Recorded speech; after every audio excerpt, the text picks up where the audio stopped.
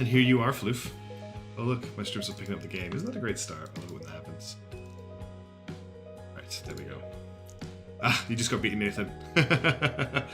How are you doing? Let's give a couple of minutes just for people to jump in, because we've just gone live.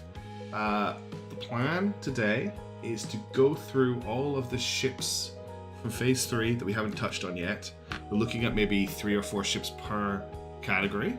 And then, boom, the Varyags. I have a lot of lore to get through for the Varyags. I'm really excited about it. There's a lot to go through, but hopefully this is going to be it.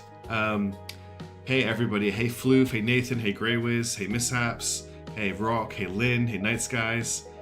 Welcome Tarkans, how's it going? I'm really excited to do this. I'm really full of trepidation, but we're going to fly through. Hey KSFish92, how's it going? I'm going to give it like maybe another minute, and actually we'll probably just start kicking off, right? We're going to go through some ships. I'll show you all the ships I've got loaded in for now. Let me jump into Highfleet, because I'm actually all tabbed out. There you go, now the game is actually active. Right, so ship works. So I've loaded a lot of stuff in. This is everything we've got to go through before we get to the Varyag. So there's a few ships to go through, but there's really not that many. Like, there's really not that many. One thing to remember, there's a Paladin, a bunch of Sunny ships down here that we don't want to miss out on. There's a Paladin, a Scarab, a Tarantul, and a Tarantul ARM. So just going to make sure to scroll down every now and again and check that I haven't missed any of them. Nice, Rock, that's great news. Hopefully components are going down. Hey Liam, how's it going? So let's just get into it. I can't remember if we looked at the Fatman last time. I feel like we did. But the Fatman, this is the default Fatman. It's a ship that never really struck much in me. Slow, unmaneuverable. It's just not a great ship. So let's see what the community has given us as an alternative. We're looking at a range on this of 944 kilometers. Actually quite a lot considering how slow this ship is. Actually, 39 kilometers per hour isn't that slow. I wonder what's the issue with it. I'm looking for a budget around 24,000. So let's see what the goalkeeper, this Fatman, looks like. Of course. It has A100s on it. Well, that's one way to redo the Fatman. I mean, right? We've got, what have we got? Two 37mm, almost full coverage because we're using some heresy here on the fuel tank. Notice the gaps around the fuel tank as well. I think that's to stop elevation happening. We've got some FSS around it, not a lot. 230 kilometers per hour, it has the range, it's in budget. Dyna's an interesting Fatman replacement, just making it even more frustrating on the strategic map for me. We also have the, oh well, that's fair enough, Rock. The Space Cadet Fatman, and these will go into their own voting bracket, just them. It's a little little boy, called the little boy perhaps. There's 2 people suggesting little boy right off the bat. It's called the Goalkeeper, that's the actual name for it. And here's the Space Cadet. The Space Cadet, wow, there's some heresy, I believe, involved. Yeah, there's some, no, it's not actually that heretical. At least this bit isn't. What have we got here? Does this have any guns? There's no weapons on the Space Cadet at all. I guess that might be part of the reason why it's called that. But it does have a fire control radar and an MR700. Does it have any sprints on it? It has guidance 1. Yeah, armless, it actually says at the top. Yeah, just a tanker. It's a tanker with radars. It's for a Fatman, which do sometimes end up in strike fleet, so it's designed to be a support ship. So we've got 2 options there for Fatman. Or I think what I'll do is I'll include the default Fatman in the vote too, just in case people want to go for something a bit more traditional, just because the 2 that offers that we have are not traditional. But that's the options we have for Fatman. Next up we have the Gepard, or the Gepard.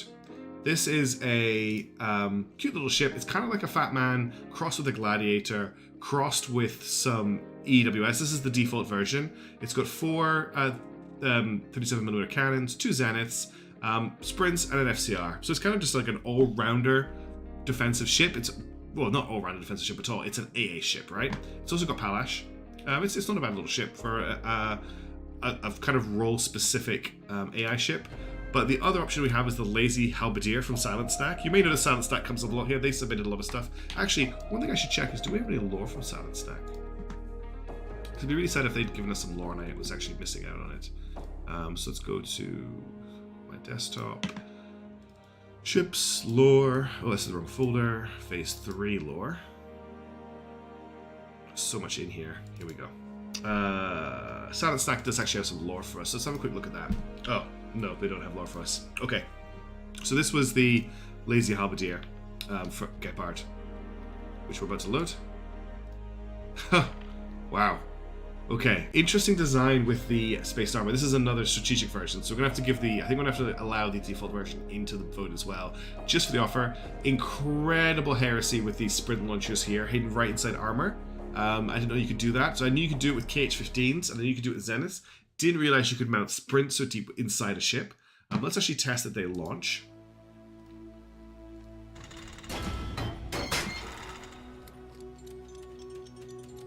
What's the sprint launch button again? Is it F?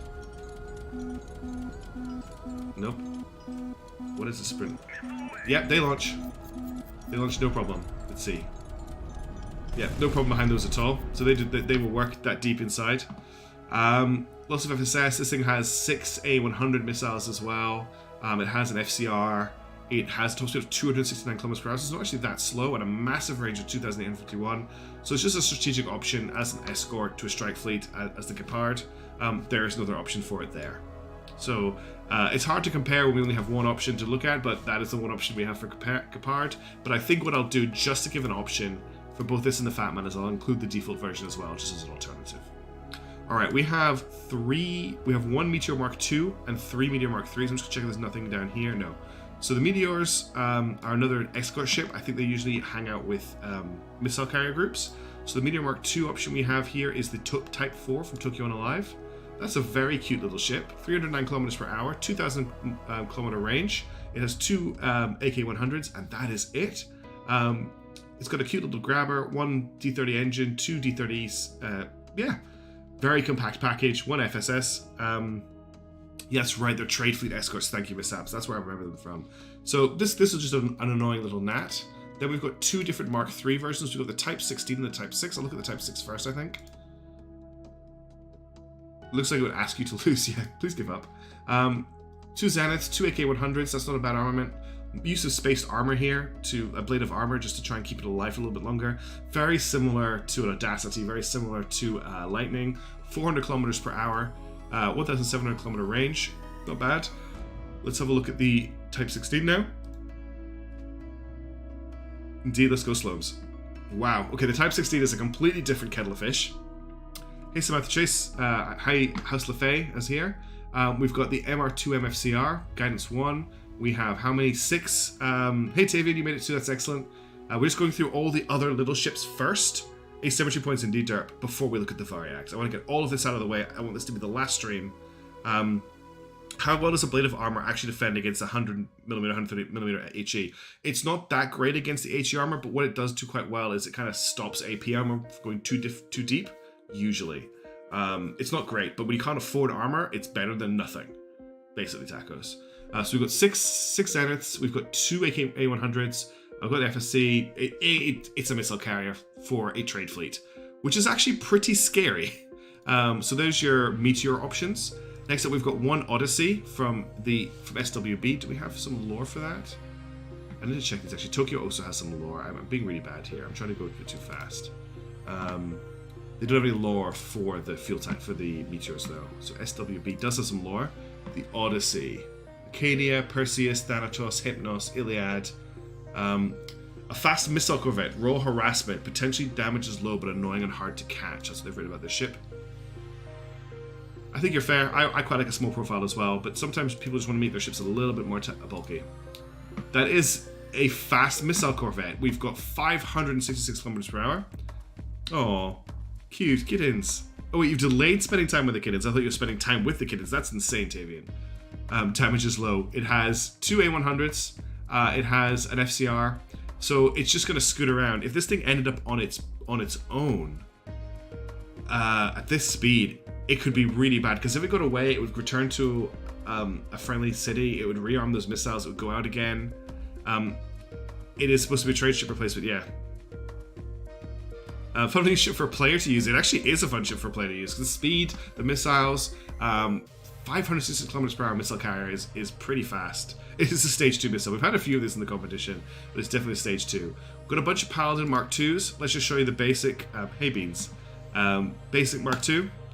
So this is the basic Paladin Mk2. It's a ship that I refitted into the Thunder in my first campaign. It has the Sarmat. It has two 37mm guns. It has a little bit of an elevation issue with the ammo. It also carries how many? 2, 4, 6, 8 Zeniths. It's a pretty nasty package. It's a really good ship, and the only thing that pulls me away from using it is that I'm very bad with disarmament. I just don't do very well with a slow-firing, very high-caliber weapon, but it is a really good ship. 232 kilometers per hour, 682 kilometers range, 38,000. It's a good ship. So let's see what our replacement options are, and we will have lore for some of these. The first one I'm going to load is actually Sunny's version, just so that I don't forget about it. So this is the skyscraper. Let's load that up. I don't think I've got lore for it. I don't remember seeing any lore when I grabbed it from the download they gave me. But let's have a look at the skyscraper. This is a very different take on the Paladin Mk2. Yeah, it's a ship, Chaos Space Marine, that definitely does suffer a bit from vanilla-itis, where just a little bit of a reconfigure makes it better. But I also think a lot of vanilla ships are purposely built that way by Constantine to make it better. So does this thing have any guns? We've got 2 elite modules. We've got a full radar module. It is armless. It has nothing in terms of weaponry. It's just insane range at a reasonable speed. Too wide to land in a floof port. So that is the Sunny version. That's the skyscraper. They've changed the Paladin Mk2 into a tanker to give strike fleets longer range. Next up, we've got the Rampart from Cygnus Systems. We will have some lore for that, so let's check that out. Let me see. Let's move this onto this other screen. The Rampart. The Rampart. The spiritual successor to the Paladin. Sacrifices its 180mm cannons for a more modest deity mullet, but retains its cumulative zeniths, vimples, partial palash coverage, and heavy armor. In addition to its firepower and survivability, it hosts a full range of Elite Suite to successfully and easily detect hostile range transmissions up to a city away. Alright, so a little bit of an E-War rebuild. Let's have a look at it. Ooh, that's an interesting little package. We've got the eight mullets mounted in these side launchers here, lots of armor. We've somehow managed to half mount, there's so much heresy here, half mount the legs through the engines. We've got Deity Mullet with full coverage, 2 Vimples with full coverage, the full Elint, the full MP400 Elint module. There's just so much going on in terms of things crammed together in this ship. There's no FSS on the ship that I can see. I'm going to make it Golden Floof. I am making it through this stream. I promise you. I've been ready for this all day. That is disgusting in terms of heresy. Exactly what I was about to say when you chimed in there. There's also Palash. 2 Palash up here hiding between these armor pins. It looks like it could take a beating though. This could do some serious damage. So that is the Rampart. Next up we have the Meteor from Hakura. Let's quickly check out the lore for that. I know I've got something from Hakura, I'm pretty sure. Yep. Techno Heresy. Thank you, Floof. I'll need it. I'll bet that. So this is the Mk2. Now I don't have lore for the Mk2, but I do actually stand here. The Mk2 is the quintessential attack frigate, a maneuverable, flexible, and compact platform that's affordable while also accepting various upgrade packages and countermeasures. The design features a squad armor profile that offers all-around coverage with wing-mounted armored engine nacelles that improve maneuverability and survivability. The M variant is the most advanced and upgraded variant, featuring 130mm mullets, a full set of countermeasures with 4 Palash and 2 flares, and a conformal missile bay mounting 2 R5 missiles. This variant is often used by Doyens with a particularly large budget for their garrison fleet, as most would consider the basic model of this frigate to be enough. Alright, let's check out the Meteor-2M. Oh wow, it's like a very heavily armored little... Three mullets actually doesn't knock me a little at all. We've got 2 Zeniths in very nice mounts. What else have we got going here? Where is the Palash? Is it this Palash here? No, there should be Palash in the ship. There. Full double coverage of Palash. It's very small. It's another heart ship. I do like a heart ship. Lots of armor. Palash as well. It's pretty durable. Okay, if I promise you, if I'm still going at 130 Golden Floof, I will stop there. That is a bit insane, but I'm trying to go at a pretty good pace here, just to try and make as much ground as we can. Because once we start the Varyags, we can't stop. Yeah, another something hard of iron. Yeah, it's another Iron Heart. 346 kilometers per hour, 811 kilometers range. It's looking really nice. Cute little ship.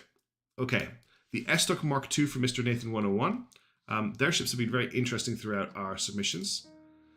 The Mark Falco.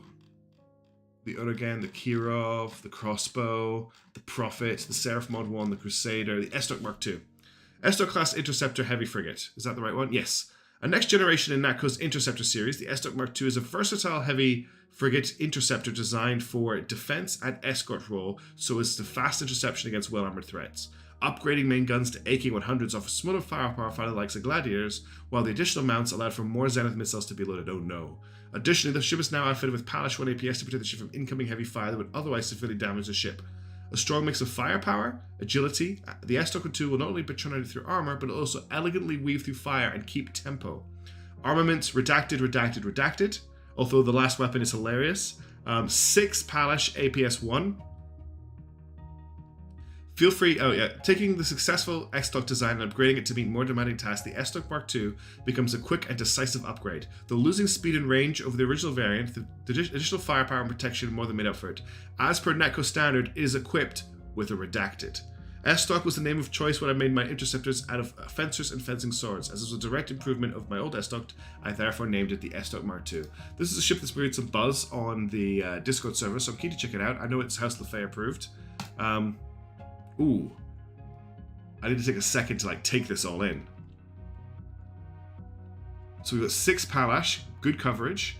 We've got how many Zeniths? 8 Zeniths. 4 AK-100s is a lot of firepower.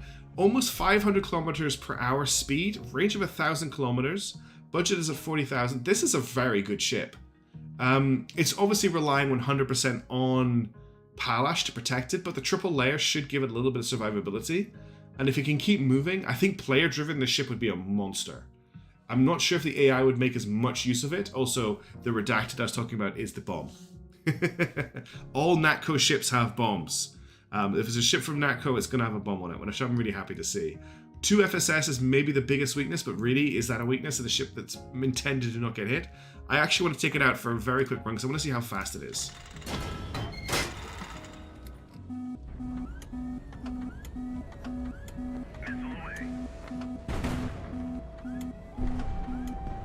Nice.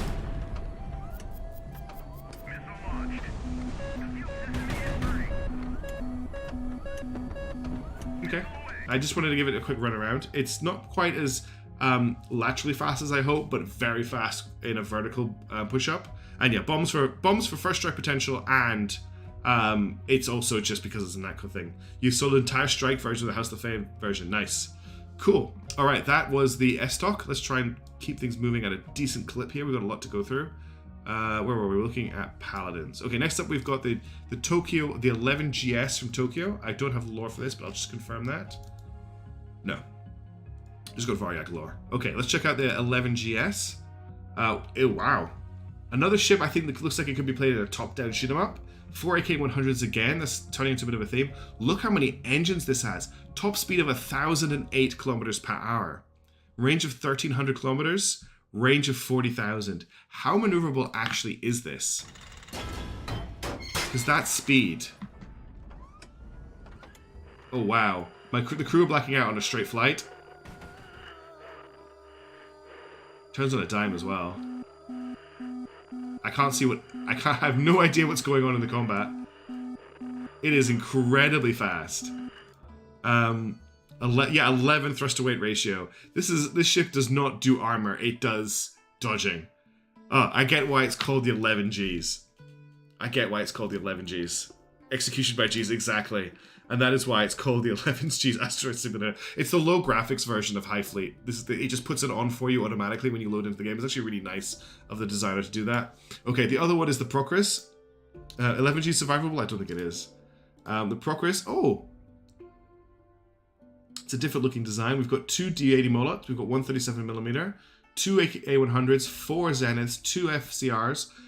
Any sprints to go with those FCRs? Yes, there are 4 sprints built into the superstructure here. What else have we got? Do we have any Pallash? Probably not any Pallash. A little bit of armor around the main body. 2 FSS, which is a bit scary. I like the fact that the lower parts of the missile launchers don't have protections. But yeah, this is a little bit more of a shooty, but also 4 A100s actually. I was blind. It kind of does a little bit of everything. So it's a good all-rounder version of the Paladin Mk2. Next up, we've got the Paragon from Silent Snack. I think I have lore for that. Nope. Salad stack ships do tend to have a little bit of heresy in them, so let's check this out. 5 D80 Molots. That's a lot of gun. There's a lot of gun here. Do we have any Palash, maybe? I don't think so, but we can confirm that by slapping one on. No, no Palash on the ship. 208 kilometers per hour, 868 kilometer range, a lot of DACA. Pretty well protected as well. Internal thrusters almost all the way around apart from down here, with of course the requisite ablative protective escape pods. I was just about to say, it's a cute little ship. The Cross D80 Molat, that's a scary amount of firepower. The Collingwood had 4 D80 Molats, and that was a nasty barrage. This thing has 5. Good, well done fitting that amount of firepower in here. And then last but not least, we have the Hammer from Shogun. The Hammer, Tyrant, the Tempest, the Valkyrie, the Overlord, the Valk. Doesn't seem to have lore for the Hammer, but that's okay, let's check it out. Two AK-100s, 4 Zeniths, double layer of armor on the sides. Let's take in the Navarin style lipped armor at the top here.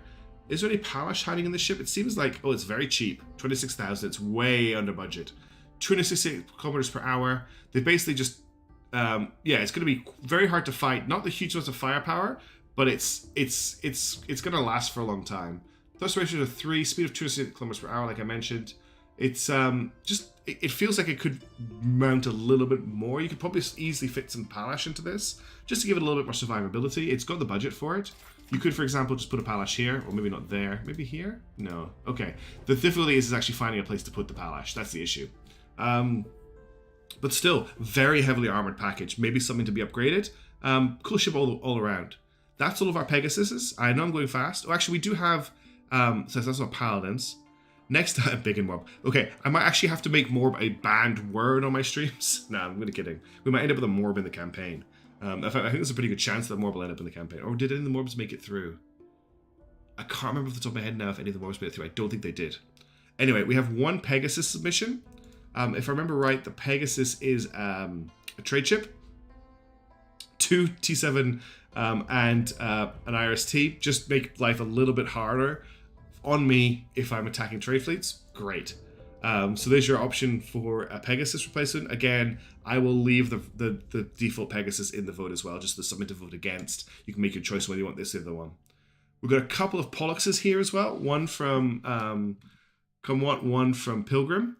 The Pollux is a ship I'm not that familiar with. Yeah, the IRST T7 combo is mean.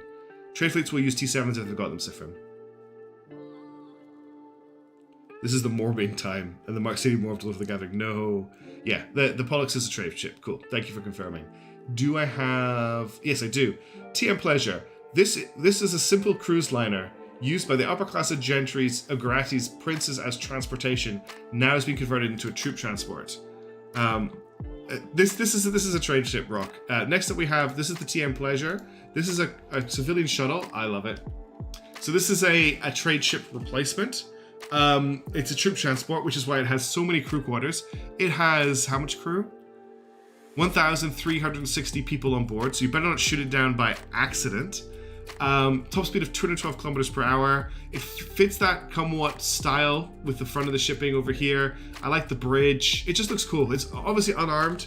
It's a trade ship, so it's just something else to fight over. It is massive, which will actually make firefighting a little bit harder because it'll get in the way. The other option we've got for the trade ship replacement, one of them, is the Pilgrim by Ensign Foil. Let's just check that out. I think I have some lore, but I don't know if I've got it for this. No, that's just the Beater and Burrito MRL. Okay. 100 crew and minimum pods. Hop in. Well, they're the passengers. The passengers get the pods. Okay, let's check out this. Of course, it is our replacement. So it's up against this, right? Which one's going to win? Which one's going to win? The radar dishes is gone through Heresy, Greywiz. Yeah, exactly. They took it off the original Pollux. This is your other option for a trade fleet. Same speed almost.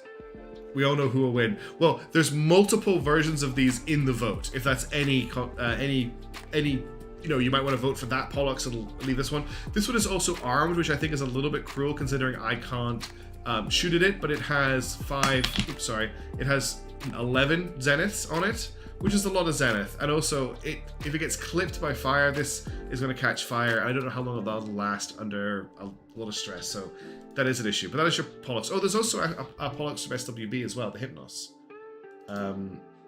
Which again, I do. A missile cruiser rolls strategic deterrence, easily located and attacked by air or fast ship, but difficult to get around. So this is turning a trade ship into a heavy missile carrier. They don't have this many zeniths though. Like, they don't have this many zeniths. Hedge cannon and dry cam. We're just going through a bunch of the other ship submissions before we get to the Varyags. So this is a mini Typhon to replace a trade ship. They really do have that many? Seriously? Okay, I underestimated them. The pupper wants to go out to the bathroom, so I will very quickly get that. Do that. Bear with me. I'll be back in 2 seconds.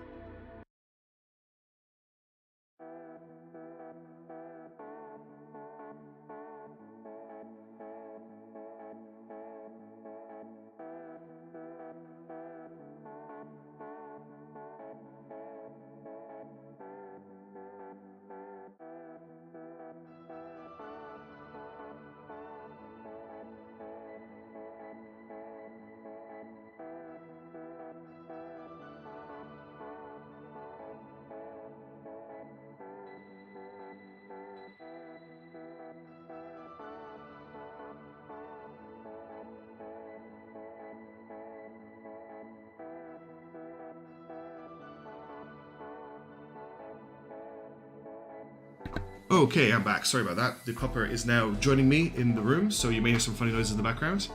Yeah, I've been thinking about this while I was outside, and these old tanks make this a really nasty proposition for me, because if it gets struck by anything in combat, it's catching fire. It has no FSS. This is a nasty ship. People, are you betting on how far I make it in the campaign? I guess it's so mean. I'm gonna make it really far. I'm good at this game, right? I'm not good at combat, but I can make stuff up as I go. Alright, so that was our last Pollux submission, the Hypnos. Actually, let's just check there's not a Pollux down here. No. Okay. On to some more prize ships. So these are just other versions of prize ships we've got from OKB ZVEZDA. You're not betting on it, you're just making... I'm not making it past I can at least make it past Let's have a look at these other options. So this one's an aircraft carrier with sprints and an AK-100 and radar jammers. Guidance of 4. Nobody feels that confident in your ability to win. This is actually a really nice aircraft carrier. I really like it. It's just, there's a lot of money being spent on ELINT and on fire control radars and on radar jammers and on powerful radars 5 T7 multi-purpose bombers, and it's got an AK-100 here as well for defense. If I had the money for it, I would, but it's a very expensive ship at 67,000. Yeah. Actually, the prologue might be incredibly hard considering how few ships you start with. There's also the Vigilance, which is the other options. Yeah, the prices could escort themselves. Oh, I love this. This is beautiful. This is so fantastic. I could put a poll up on the Discord if you want. Mega style points. There's tons of stuff here. So you've got the parked tanks that it's transporting. By the way, they have Sarmats. There's 2 Sarmats here. There's 37 millimeters here. There's 37 millimeters here. We've got 2 radar jammers tucked in as well. Again, there is actually FSS on this as well, so the fuel tanks are protected. I love the bridge. It actually reminds me a lot of a proper carrier bridge. I love the use of the landing bay up here as well. This is really cool. This is like a work of art. This is really good. The crewmen of the vehicles defend the ship. I love that. Yeah, Scorpion tanks. Yeah, the COS is the coaxial MG, pretty much. Yeah, you're gonna get a lot of money out of this for sure for a price ship. It's currently worth 12,000. Fly it? Okay, I'll give it a quick test flight. We'll put up against some large ships. I don't know how long it'll last. It's very cool. Oh, it's big.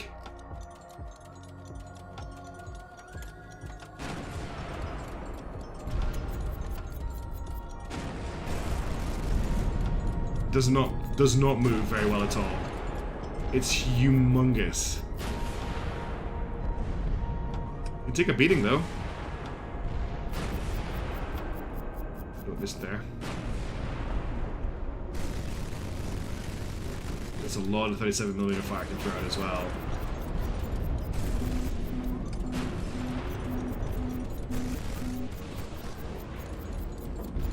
It's very heavy. I'm having to constantly pull up. Yeah, it's pretty cool. I'm gonna make this my flagship. It's got Pollux as well. Yeah, it's really cool. It's really, really cool.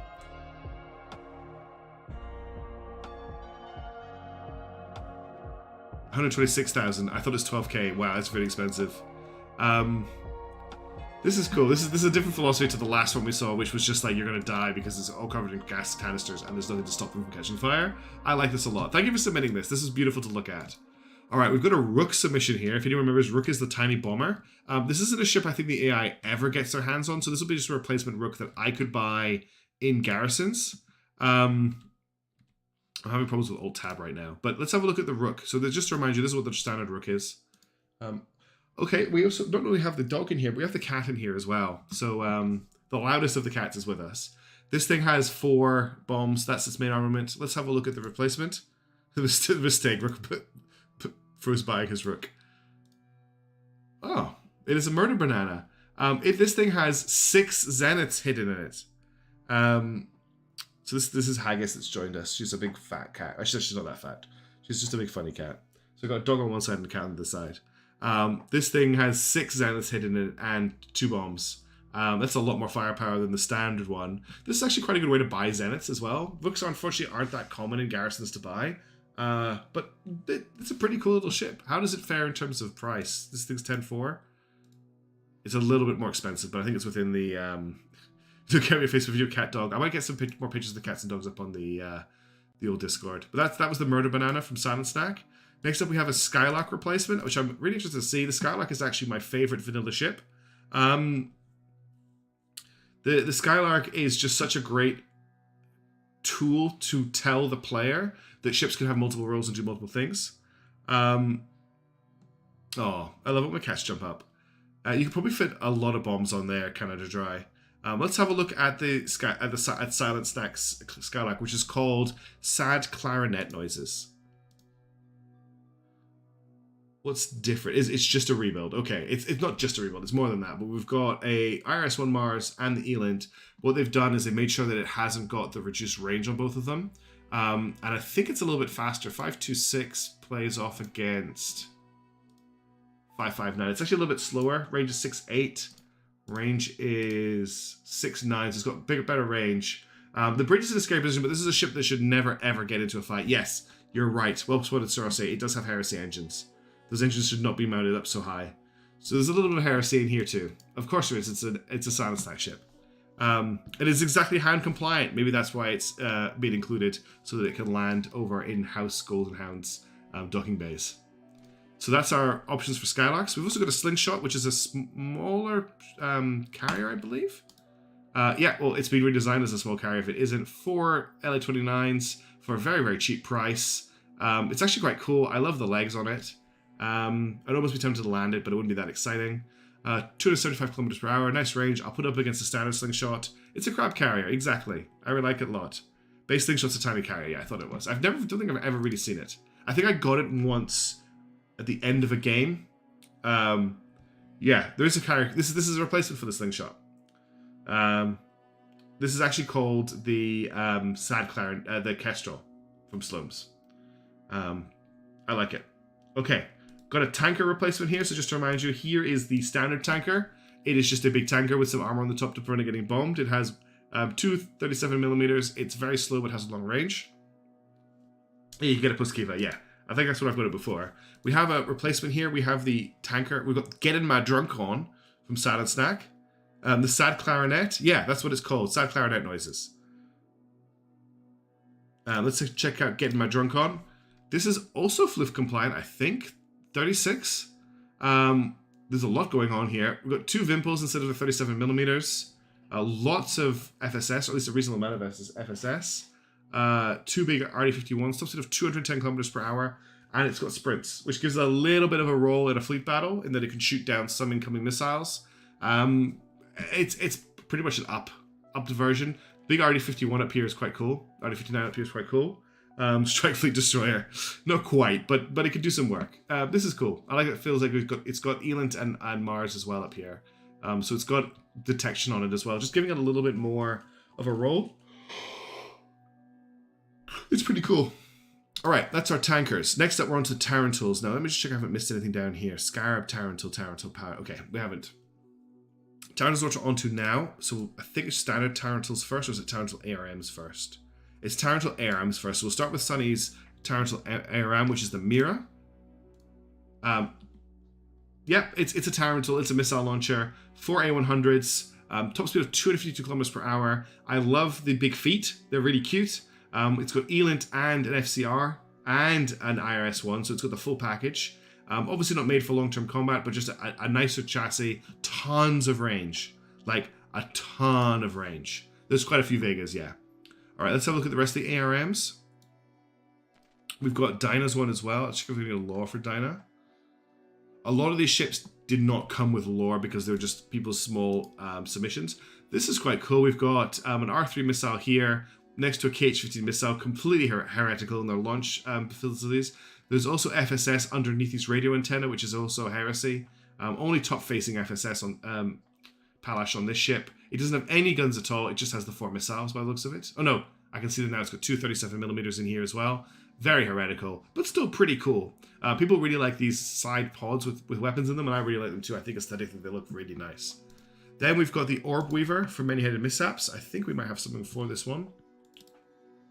Skylar Marith. Apology for the gross noises behind me. I don't know if the microphone's cutting them off, but the dog is licking herself and she makes a little noise when she does it. The Orb Weaver. When the gathering first deployed strategic missile carrier groups across Garrett, some of the Tarantul missile ships have been equipped with KH-15 cruise missiles modified with anti-radiation seeker systems. This particular design of anti-radiation seeker, despite the principles of its function being known by and available to most of the Garrett houses, was such a tightly kept secret that not even the crews of the Tarantuls that carried them knew of its existence. Naturally, this meant that the missile crews could not effectively maintain or use the missiles, rendering the ships entirely useless. While the gathering is yet to formally recognize the silliness of the situation, they had begun to turn a blind eye to the modification of these Tarantuls into more effective forms. With the Orb Weaver becoming a standard setup, the ARM Seekers are returned to Kiva as combat salvage and replaced with standard Garati A100s, and the ships are frequently equipped with passive and active radar systems, along with R9 missile interceptors to protect the squadron from enemy strategic weapons. It's a cursed weapon coverage on this ship. It's a heresy weapon coverage because it should be able to shoot through the missile launcher, the fuel tank.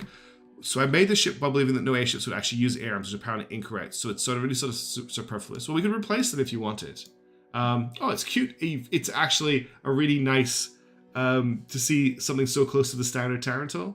We've got the 2 FCRs, we've got sprints, we've got flares, which is cool to see. And you've got the 2 A100s as well. I really like it, Mishaps. It's nice to see something that's so formed similar to the standard Tarantul. There's still the amount of thought you've put into replacing it. Next up, we've got the Huntsman and the Sagittarius from Cygnus. And that's another spider. We've got 2 spider names in a row, Orwell and Huntsman. Those are Australian spiders, which is getting me a bit worried. Do we have anything for the Huntsman? The Huntsman borrows its frame from the retired Tarantuls and gives it new life.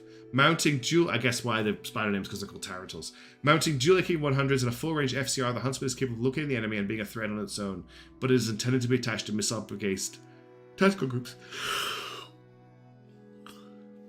Yeah, that's a good point, Nathan Orwell. They are capable of being in both. Oh, it's really cute and very small. 2 AK-100s, again, tucked in under the fuel tank, so it's got almost full coverage. We've got a FCR here. We've got 2 sprints, 2 zeniths, and that's pretty much all we could... Oh no, there's 1 Pollux here as well. Cute little ship, very compact. I like it a lot. And then you've also got the Sagittarius from Cygnus Systems. Let's just check that out. The Sagittarius is the heart of the missile tactical group. It mounts 4 cruise missiles, enough to convince hostile fleets to give it space. Combined with its Mars IRST sensor, it is nearly impossible to be snuck up on. And should it face combat, its dual AK-100s will allow it to deal decent damage to most vessels, while other MTG ships provide assistance. What time is it in Down Under? It's very late in Down Under, but I'm trying to get through this stream. It is currently 11:15. So we're trying to make as much progress as we can. Wow. I like the missiles being in these. We've got 2 A100s, 2 KH-15s, AK-100s here. Top speed of 410 kilometers per hour and a range of 2,700. That's actually pretty nuts. We've got 2 landing gear here as well. Obviously, it needs to have landing gear. I don't know why I'm putting that out. Another cool little design. Little legs, indeed. Cool ship again. Lots of cool Tarantuls. Alright, next up we've got the Cazador from Silent Snack. Let's just check if I've got anything on that. I don't think I do. Oops. Cazador, Silent Snack. No. But there should be a little bit of heresy in this. Those are always the Silent Snack ships. Oof. Missiles mounted behind fuel tanks is an interesting choice. It looks like a crown. 302 kilometers per hour, insane range of 3,386 kilometers. Any other weapons or armor? No, it's just got the sensor and the missile launchers, but that's all it really needs to have if it's going to be doing the job that it's doing, which is hanging out in a missile fleet. A bit of a candlestick, yeah. Does look a little bit like a menorah, maybe. It's the claw. That's the other option, is that it is indeed the claw. Is there bombs? I thought there were bombs here, but they're fuel tanks. Another cool Tarantul offering. Finally, we have the Obscenity from Silent Snack, which is another one of the ships. Expect some more heresy on this. Yep, that is definitely an Obscenity. 2 A100s, range of 18,000 kilometers, top speed of 92 kilometers per hour. It's got FCR, so it's it's got an IRS mod on Mars. Got a little bit. They've actually put some FSS in here, which I'm surprised to see, but I'm very happy to see. UK puppy. She's just not settling. Hopefully she'll go to sleep a bit. She should be fast asleep right now. There's not a lot to say on here. It really is obscene. Absolute unit is indeed correct. Alright, we have 1 Triumphant submission. This is the Triumphant. It is the nuclear missile launcher, the A100 nuclear missile launcher you can buy at the start of the game. I don't think we have any other Triumphants. No, we don't. Where are the Tarantul ARMs? Or did I move on to the Tarantul ARMs without realizing? No, those are all Tarantul submissions. So we do have 1 Tarantul ARM submission from Sunny, the Mira. It's the same ship again. Okay, cool. But it's got same things. So it's 2. Is it the same ship or did I load the wrong one? Yeah, they are pretty much the same ship. I think there's a little bit of a difference between them.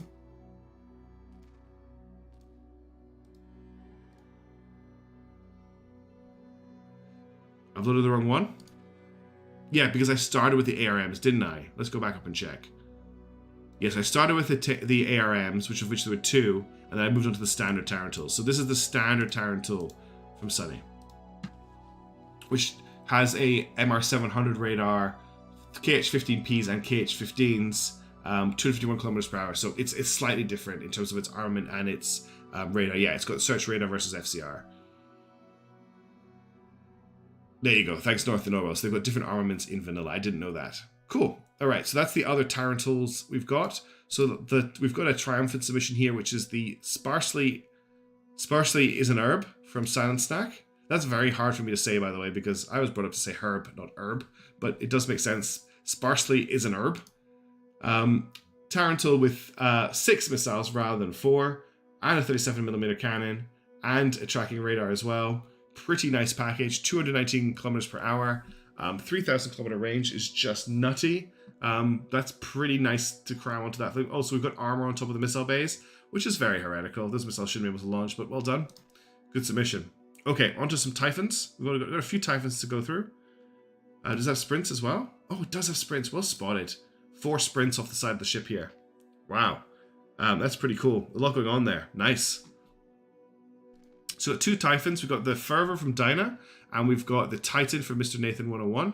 And we've got more, actually. We've got the Overlord and the Carmarina from Shogun and Slomes, and the Vehement from Silent Snack.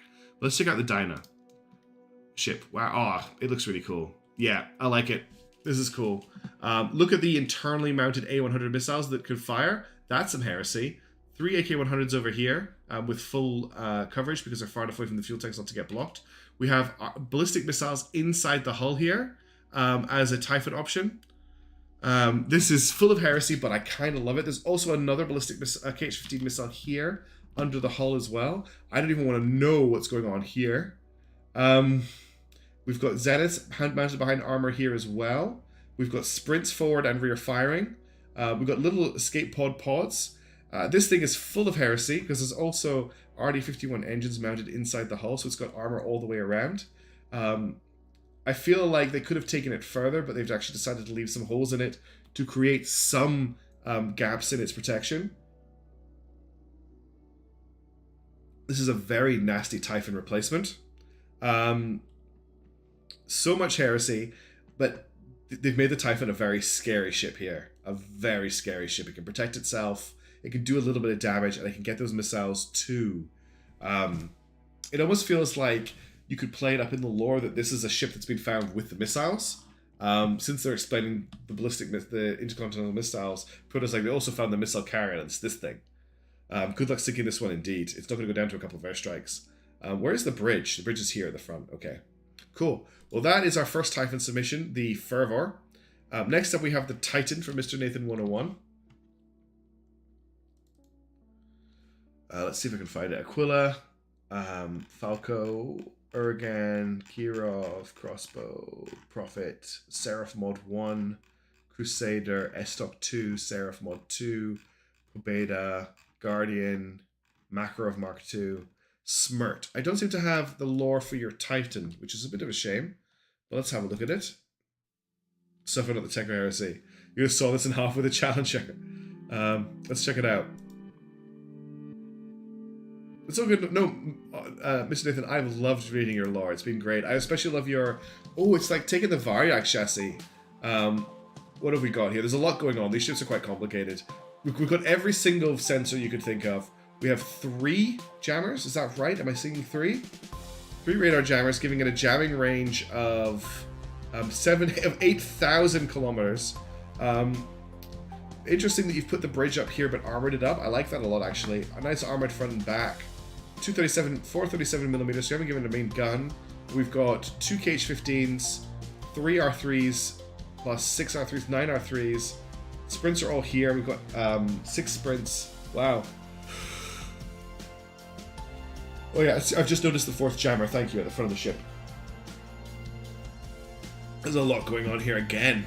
This is a cool ship. Jammer range does indeed stack, Night Skies. I did not know that before this competition. It's not a competition, before this, whatever this is, this project. But it turns out that it does indeed stack. I like the look of this ship. Both the ships so far have very distinctive aesthetics. They're not just armored bricks, or at least they're good-looking armored bricks. So this looks really cool. It looks like a battleship as well, or a ship of the line. Next up, we've got the Overlord from Shogun. And let me see if I've got that Snakehead Valkyrie Overlord. The Gathering had plans to fit the R3 ballistic missile in the Tyrant design to fight off Imperial forces in the south. Even though the Tyrant is by design a strategic asset to the Gathering, it could only carry 2 of these missiles. 2 Tyrants were sent back to Redacted, that's actually written in the lore, with a contract for a redesign. The cruisers were to be made lighter, have a capacity for 12 missile solos, and a bigger emphasis on missile defense rather than close air combat. The Tyrant had its Palash APS systems removed, and armor supports. And the armor support hulls were made of aluminium instead of reinforced steel hulls. The Iron Sprint missiles were moved to the left side of the upper hull in a bigger quantity. More sprints were added to the right side, making space for the missile silos in the upper part. Due to an unexpected budget adjustment ordered by the Lord Governor, only 10 ballistic missiles were installed in the ship. The changes were so big that the ship became its own class, the Overlord class strategic missile carrier. You could, as long as you don't launch the KH-15P from too far away, and it runs out of fuel before it finds the ship. Let's check out the Shogun. The Overlord. Okay. Again, another very handsome ship. We've got, how many sprints here? 4, 5, 6, 7, 8, 9, 10, 11 sprints. I see 2 jammers. We've got a jamming range of 7,028 kilometers. We've got a bottom rack of missiles here, Zeniths, and then we have the 10 R3s with 2 empty bays here that are capped with armor. Which is as protected as you can get it in the center of the ship. Yeah. They've mounted the legs on these pieces here just to give them a little bit of texture, which I quite like. I like the missile tubes too. It looks really, really cool. It's got a big open weak spot here as well, which I think kind of fits for this type of ship. And what is this in here? It's flares. It's got flare launchers. That's so cool that it's got flares. Does it have any Palash? It doesn't have any Palash. It's just got flares.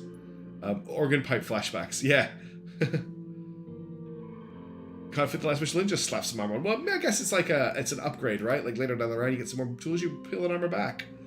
So that is the Overlord. Next, we've got the Carmina from Slomes. Oh, I thought I had lore from Slomes, but apparently I don't. That's okay. Let's check this Carmina out. Ooh, it's a big missile. It's a big angry missile crab with Sarmats. The requisite armored bunker for the bridge as well. But we've got 6 R3s, 4 A100s. We have, well, how many is this? 1, 2, 3, 4, 5, 6, 7, 8, 9, 18 sprints. We've got internally mounted tracking radars for those sprints. We have 2 Sarmats with 4 Vimples around them for support fire. There's something weird going on here. Oh, it's just the ammo getting highlighted. Do we have any Palash in here as well? We do also have Palash. There's Palash mounted inside these buttresses and behind this armor here as well. Wow. I feel like you did write lore Slomes, but it's not here in my folder. I'll have to look it out. I'm sorry that I haven't got it with me right now. I've got so much to keep track of. I think I've a few things have fallen through the gaps, which I'm really upset about. But I'm really sorry I haven't got it here. This is a very cool ship, though. I really, really like it. It can fire off all of its missiles, and it can brawl. And honestly, it might take a lot of, might deal out and take a lot of damage before it goes down. 123 kilometers per hour is just pretty slow, but when the range of the ship is in with the ridiculous range of these missiles, it doesn't really matter, does it? Indeed, Dragon King, it is the Crab of Death. Last but not least, we've got the Vehement from Silent Stack, which I don't think I've got lore for, but I'll check again. No. Let's check this out. Carmine 2 is the Coast Guard missile carrier of the Empire. Cool. Strategic menaces left and right. Expect heresy. It's a Silent Stack ship. Where to start? We've got 1, 2, 3, 4, 8 R3 ballistic missiles. No, 10 R3 ballistic missiles. There's 2 mounted down here. 300 kilometers per hour is actually insanely fast for a ship like this. 4,000 kilometer range. It is indeed a pyramid. We've got massive heresy on those missile launchers, but we'll ignore those for the now. We've got 6 sprint launchers as well. I don't know if you've noticed, but the FCR radars are internally mounted because all they're here for is guidance. So it doesn't matter if they can't see anything because they can provide the guidance to the to the sprint missile launchers. What else have we got hidden in here? I'm trying to see if there's any other hidden things. We've got 6 37mm cannons with full coverage as well. They're elevated over the gas canisters. There's a lot going on. But yeah, it does its job. It carries its missiles. Kind of looks a little bit like a last boss ship, if you get what I mean, just with the weird shape. Like these bits are like almost floating around it. Well done. This one's taking a while to build. Big. Look at these big chunky legs as well. That's cool. All right, that's all of our Typhons. Next up, we're on to Vegas, and they're almost. That'll be us almost done with this part of the stream. Let me just check down here. Paladin. No, we've gone through everything. Okay, let's jump onto the Vegas. So we've got the Vengeance first from Mr. Nathan 101. Let's check that out. The Vengeance will probably be near the. Wait, no, it's not. I'll just search for it. Vengeance. Cannot find Venge. That's not a good start. Maybe I don't have the Vengeance.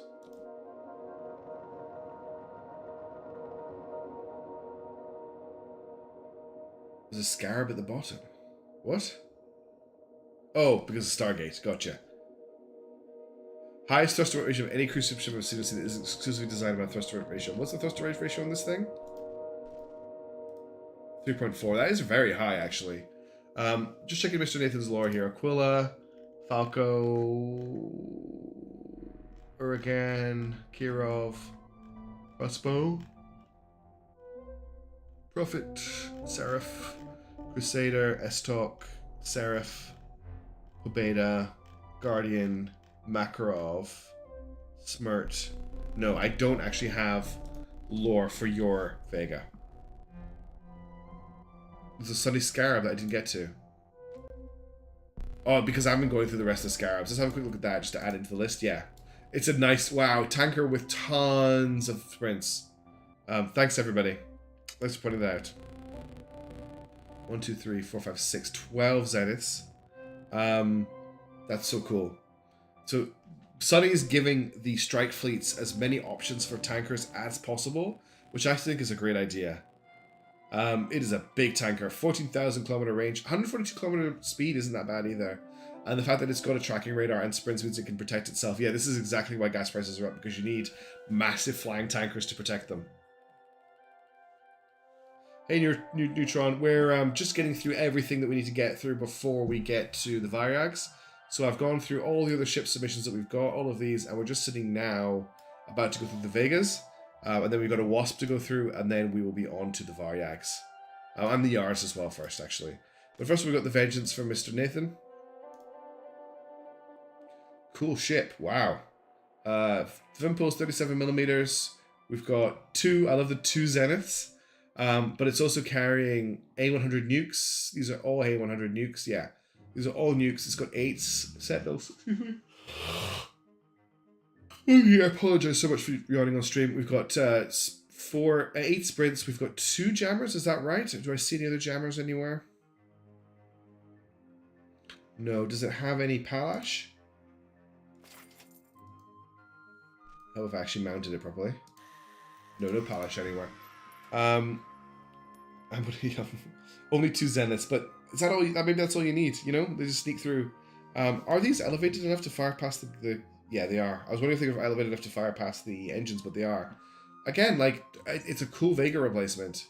Next up, we've got the Valkyrie MC from Shogun.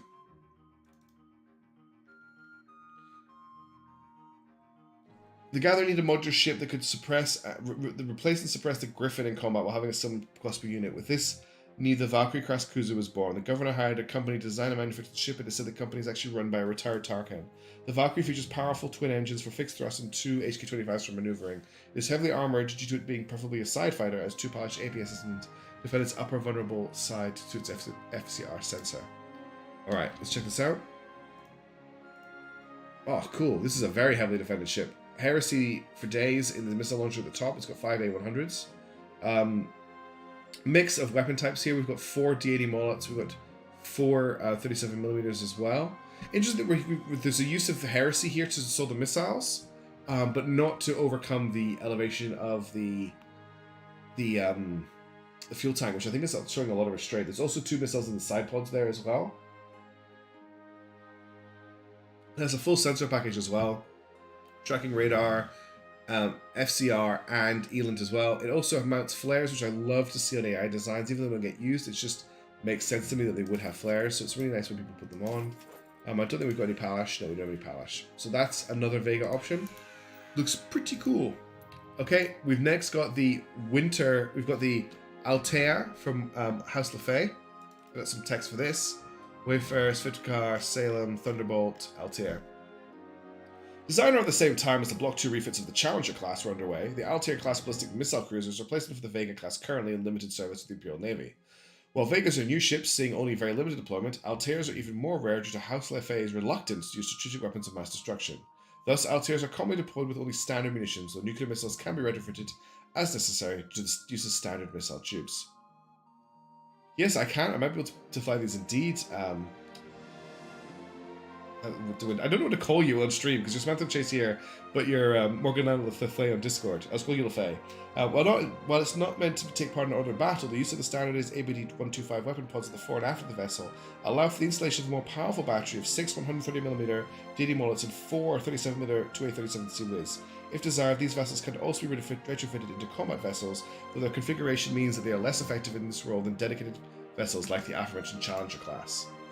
Morgana, got it. Thank you. Let's check out the Altair. Oh, it's beautiful. We've got 3 mullets on both sides, 3 37mm on both sides. Nice bridge tower here with tracking radar and ELINT on it. Where is the bridge hiding? There it is there. And we've got... Is this A100? This A100 will launch because it is not completely... No. Unfortunately, it is blocked by the bridge, which is sad. The rest of them, these are all good to go, and then these are KH-50 missiles as well. What else have we got here? Top speed of 137 kilometers per hour, range of 2,000 kilometers. Oh, your Gepard. I think I pulled a Gepard earlier. Is it this Gepard here? Or was that Gepard I loaded? This one here, the Lazy Halberdier. Is that your Gepard?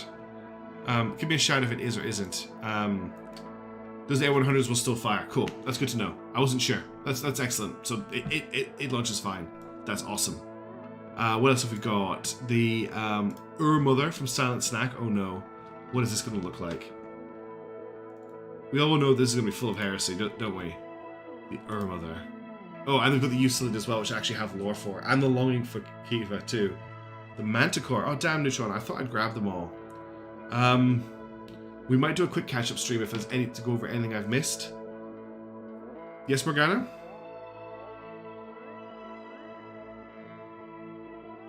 I'll load this while we're waiting.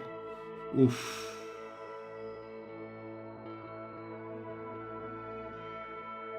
Wow. Just highlighting comments. Okay, cool. Thanks for doing that. What have we got here? 1, 2, 3, 4, 5, 6, 7, 8, 9, 10 nukes. We've got a jammer at the top here. We've got 4, 5, 6 sprint launchers, ELINT module, tracking radar down here, 1 IRS, 1 Mars, and 1 MR12 FCR. 360 degree coverage on what? Sifrin. We've got 4 37mm, 2 D80 Molots. Wow. The guns, yeah. Full coverage on these. If these are the ones you're talking about. That's crazy. This is a weird ship, but it does the job. It's very much a Silent Snack ship in that it's just very different. Almost something a human didn't make. Practicability over style is indeed a theme, I think. I'd be worried a little bit that there's also gaps internally that it might break apart, but I bet you that isn't an issue at all.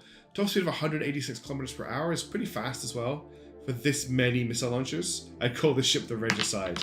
It is very unsettling to look at, and the fact that it carries 10 nukes is insane.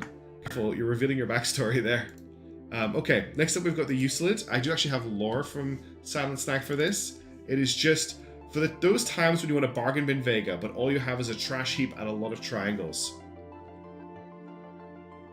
First psychological warfare ship? What does that mean, Derp?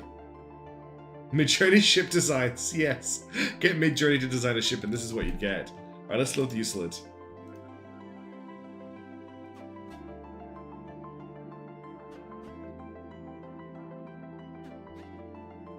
It almost looks like it's growing triangles. We have downward firing A100s here that apparently aren't blocked. 2 T7s because we can. 9 sprints, jammer, ELINT, and is this at Mars? Yeah, infrared session track.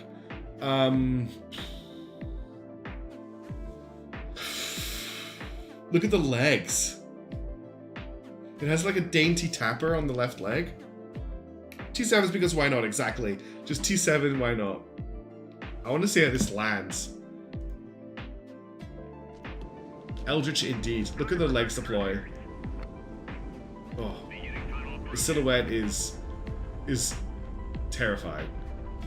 500 meters. Well done, Silent Snacks. 300 meters.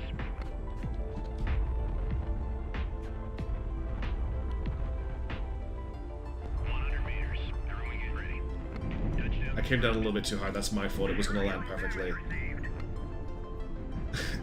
Game thought it was a landing. It is a cognito hazard. Indeed, it is mimetic. There is one more Silent Snack ship, though. There is also the... I think it's supposed to say longing for Kiva. It says lounging for Kiva. Classic for his first landing attempt. This didn't go splat. Oh, this is adorable. We've got one KH-15 nuke, one T7, tracking radar, Vrumple, 3 sprints. This is adorable. This is insane, but very cute. I love it. Thank you for the eye bleach. It's still full of heresy, Morgana. Don't misunderstand that. Nukes are so adorable for us. Okay, it's a cute ship. The nuke itself is not adorable. I do have 100% crash rate, but at least I know what I've done wrong. It is very cute, and that is all of our Vegas. Next up, we have a wasp replacement. Just to remind you what the wasp is. The wasp is just a smaller version of the longbow, essentially, without the guns. So we have the Harrier from Slomes Inc. Let's check this out. Yeah, exactly. That is good range for the speed. I didn't actually check that out then, but you make a good point. It's a crab carrier. We've got sprints on this. We've got tracking radar guidance of 2. Carries 2 T7s and 4 LA-29s, which is actually a really nice loadout for a carrier. 370 kilometers per hour, 2,000 kilometer range. That's really nice. Like every other ship we get from Slomes, this ship hits both aesthetic beauty and effectiveness. I really like it. I have to admit, I have such a soft spot for crab ships that this just, they blow me away.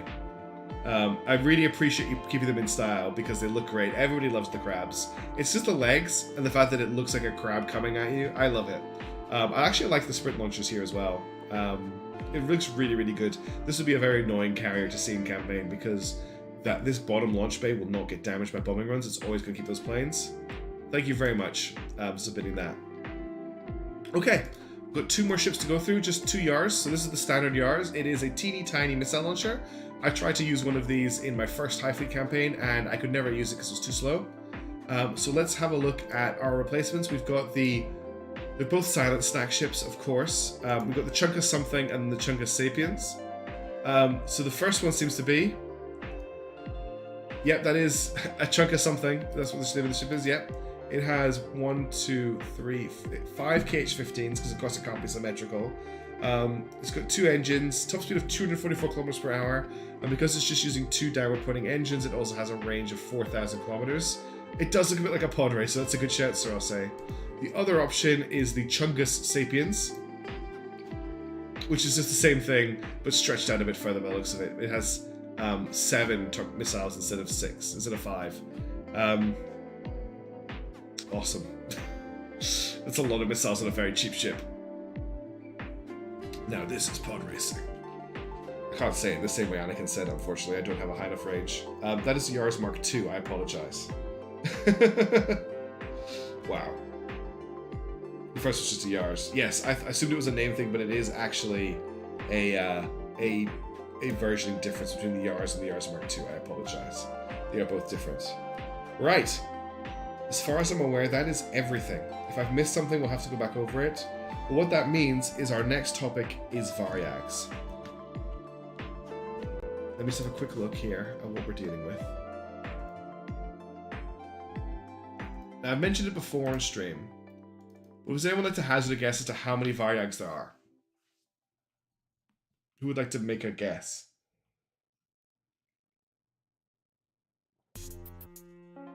Well, I have a sip of water. Okay, somewhere between Morgana and Sifrin's.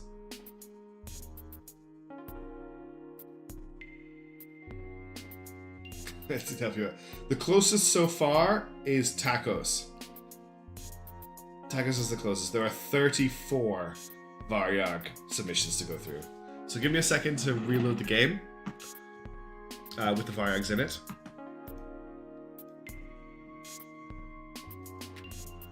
Is that it? That's a lot of ships, Tavian.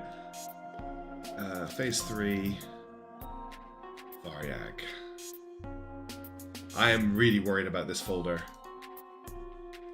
Whew. Copy. Highfleet. Ships.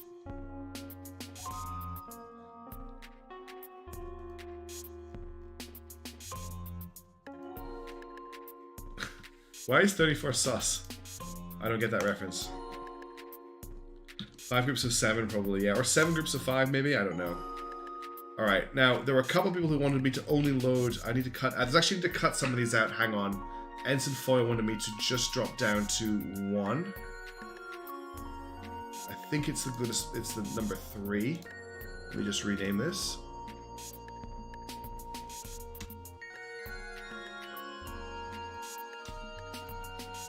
Okay, I'll get rid of these other ones because they don't really submit all of them. Just the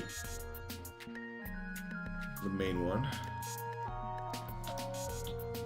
Okay, and I think that's it. I'm just checking there's no other doubles in here before we load them into the game. Alright, let's get Highfleet reloaded. Oh, Rule 34, of course. Sigh. That wasn't a real sigh. Oh, it's picked Highfleet up again. That's really cool. Alright, are we ready? Cat cam, please. I don't have a camera for Cat Cam TV, and I'm sorry. This is a wholesome dystopian aerial warfare stream. Alright, shipworks. Are you ready to see them in all their glory?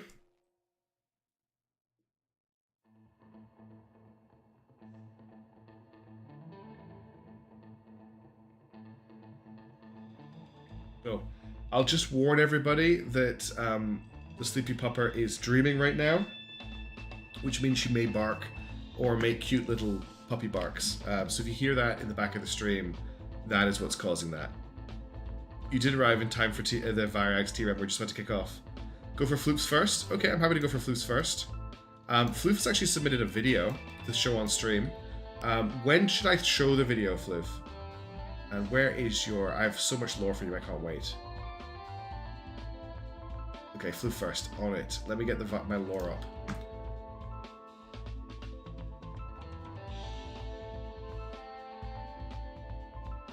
Hear you out first, okay? I'm listening. 4.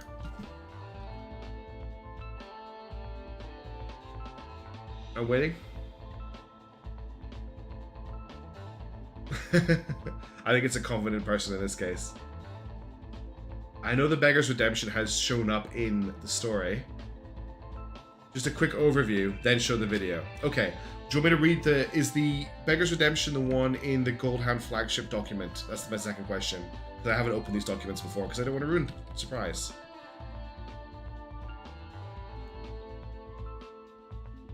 It is. Okay, cool. So I'm going to open that document up first and read it quickly. Well, not too quickly, but let's open up the Golden Hound flagship Word document that I have. This is... how many pages?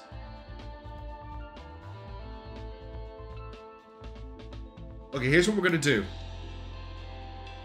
I'm going to open up the ship and not look at it while I read this. So it's going to be behind my screen, so I'm not going to see it. And then I'll Alt-tab over after I finish reading it so that you can all look at the ship while I'm reading it. Here we go. So I've just zoomed out. I haven't looked at it. Duke Floof Goldenhound Sr. stood at the watchtower above his flagship bridge. He was accompanied by his chancellor, Duke. He was a man with a slim jaw and large nose, messy grey hair and clean-shaven except for a moustache.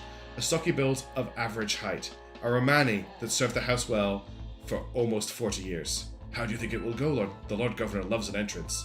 He'll throw in a big surprise, probably being one of his larger cruisers, carrying the flags of all the houses he's recruited to his cause. And maybe fireworks. A few missiles will get some fireworks out of him, alright. Hell yeah. If only. I like the idea of an independent Garrett, but I don't think this is how it should be done. A Republic of Houses United doesn't sound too bad. Yeah. It would be pretty good if done right, but from what I've heard, he doesn't plan on a system that I could see working. Me either. Too little central power to be effective. A little while later, he got a call through the watchtower radio. Oh, speak of the devil. We might as well start heading down. Apparently he's coming in a stock Comoron. Nothing to ogle out. I'm seeing the Twitch comments. The chat comments. I can't see the ship right now. I'm really scared.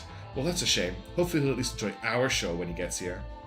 The Goldhound flagship loitered above its capital of Waiton, its massive thick thrusters producing a blazing inferno of superheated exhaust just to keep it airborne.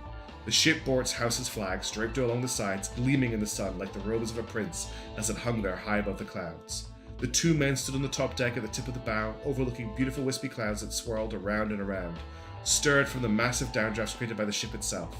Finally, after days of preparation and hours of waiting, he arrived. The cruiser slowly lifted through the clouds, and just as predicted, flags from several great houses hung across its hull.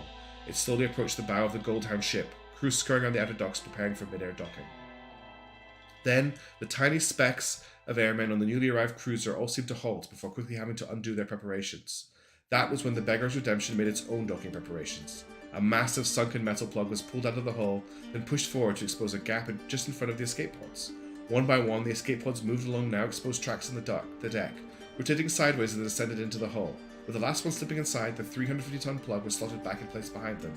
Then, the bridge struts started to retract, hiding themselves within the empty spaces before the bridge tower itself was pushed upwards by hidden supports. The centerpiece of the entire ship soon found itself moving away along on its own towards the stern, where the supports revealed themselves as massive mechanical arms. They extended from the bridge tower and constantly readjusted for better support as it lowered down the stern and tucked up under the bottom, just under the main engines. With the initial steps out of the way, the gargantuan layers of armor around the entire ship started moving, shifting, and adjusting. The side armor folded and flattened out, the massive motors, linkages, and connections working eerily silent as it all slowly opened up like an unfurling beetle. Massive walls rose up from the armor all across the ship, lined with powerful equipment arrays of tools and plenty of spare parts. In the center of it all, a single spire slowly rose up over the rest of the to form the new watchtower, over 100 meters above the dock, providing the perfect view all around. Someone just said, Derp saying, Floof, did you understand the word restraint? 73,000 tons. It has 100 squalls, trust me. What is this ship? Okay. I've still got a few pages of this to read. I'm going to be reading one more page and then jump back and forward. The Lord Governor's cruisers hover just in front, almost perfectly still as the flagship of the Goldhound fleet transformed itself into an airship carrier. The go-ahead was finally given and the lumbering giant finally lofted itself over and gently landed on the deck, now not much more than a ladybug hitching a ride on a beetle's back.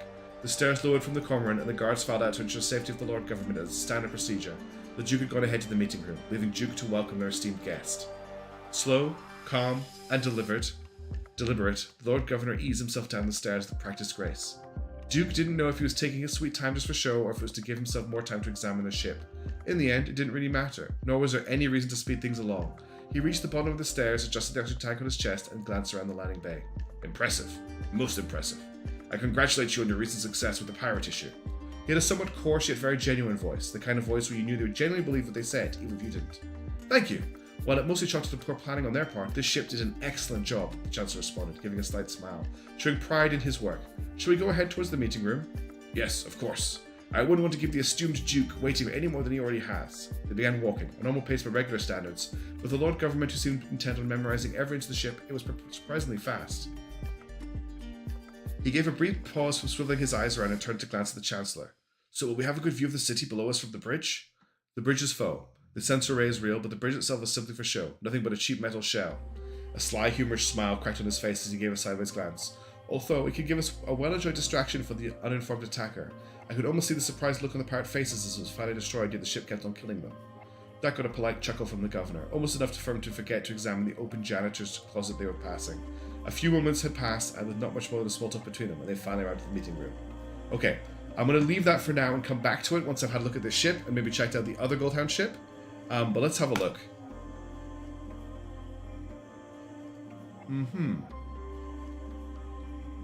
So what was the budget again?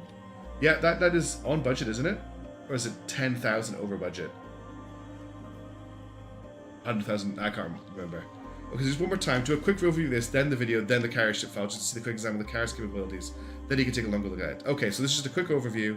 Let me grab the video file then, and get that up and running. I'm still taking this in, but I'm glad with the distraction of finding the video. I've got it here. Let's copy this. I need to just do a quick thing to get this on stream as well. You put a lot of work here. I can clearly see. That is insane. Let's make this full screen. And then let's change the stream so we can see YouTube.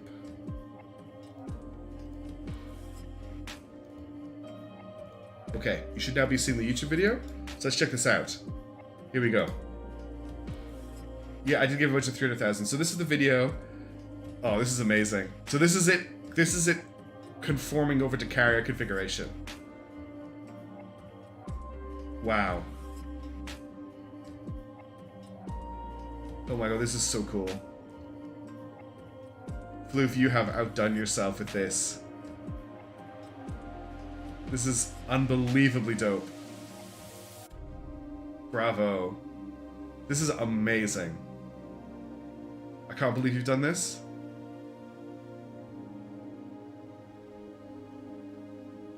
This is a thing of beauty. I definitely need to put the link to this individual video in the description of the stream so we can find it. Peak Highfleet indeed. This is a thing of beauty. This needs to be posted on the Reddit as well. This was taking you hours. Wow. And it's actually got the ships built into it. All the ships you've submitted. Oh, okay, so there's a Markiplier video. Markiplier video is just the end. Let's have a look at that. Hello, everybody. My name is. Oh, sorry, Markiplier's not playing on my stream. That's great. Wow. Let's just get back into Highfleet. So I'm going to load the carrier now, which is the reconfigured version.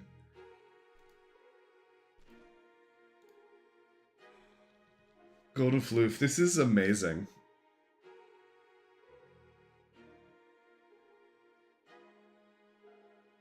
$450,000. Do you know what I have to do? You know what I have to do now? Amazingly cool to look at. This is so unreal.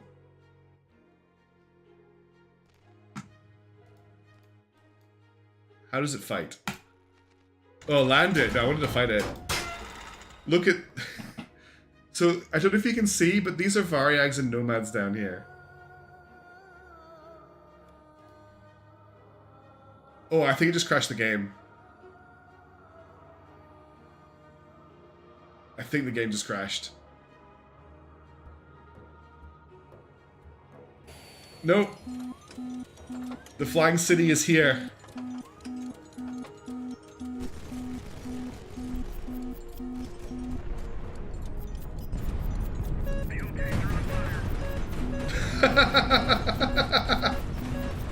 The game is running not great. This is amazing.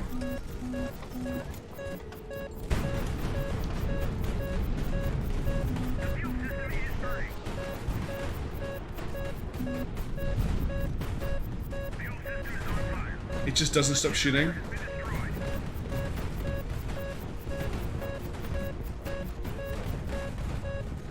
I can't actually aim. It's a very angry city.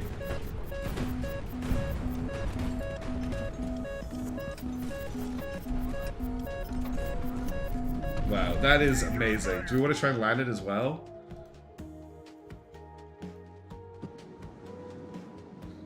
Fuel system on fire.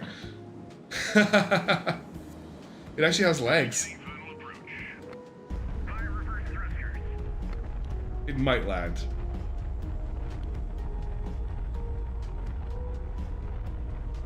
I love it, Floof. I love it so much. Thank you so much for making this. I think this will be a big explosion. I think you're right, Morgana. Let's try and push left a little bit.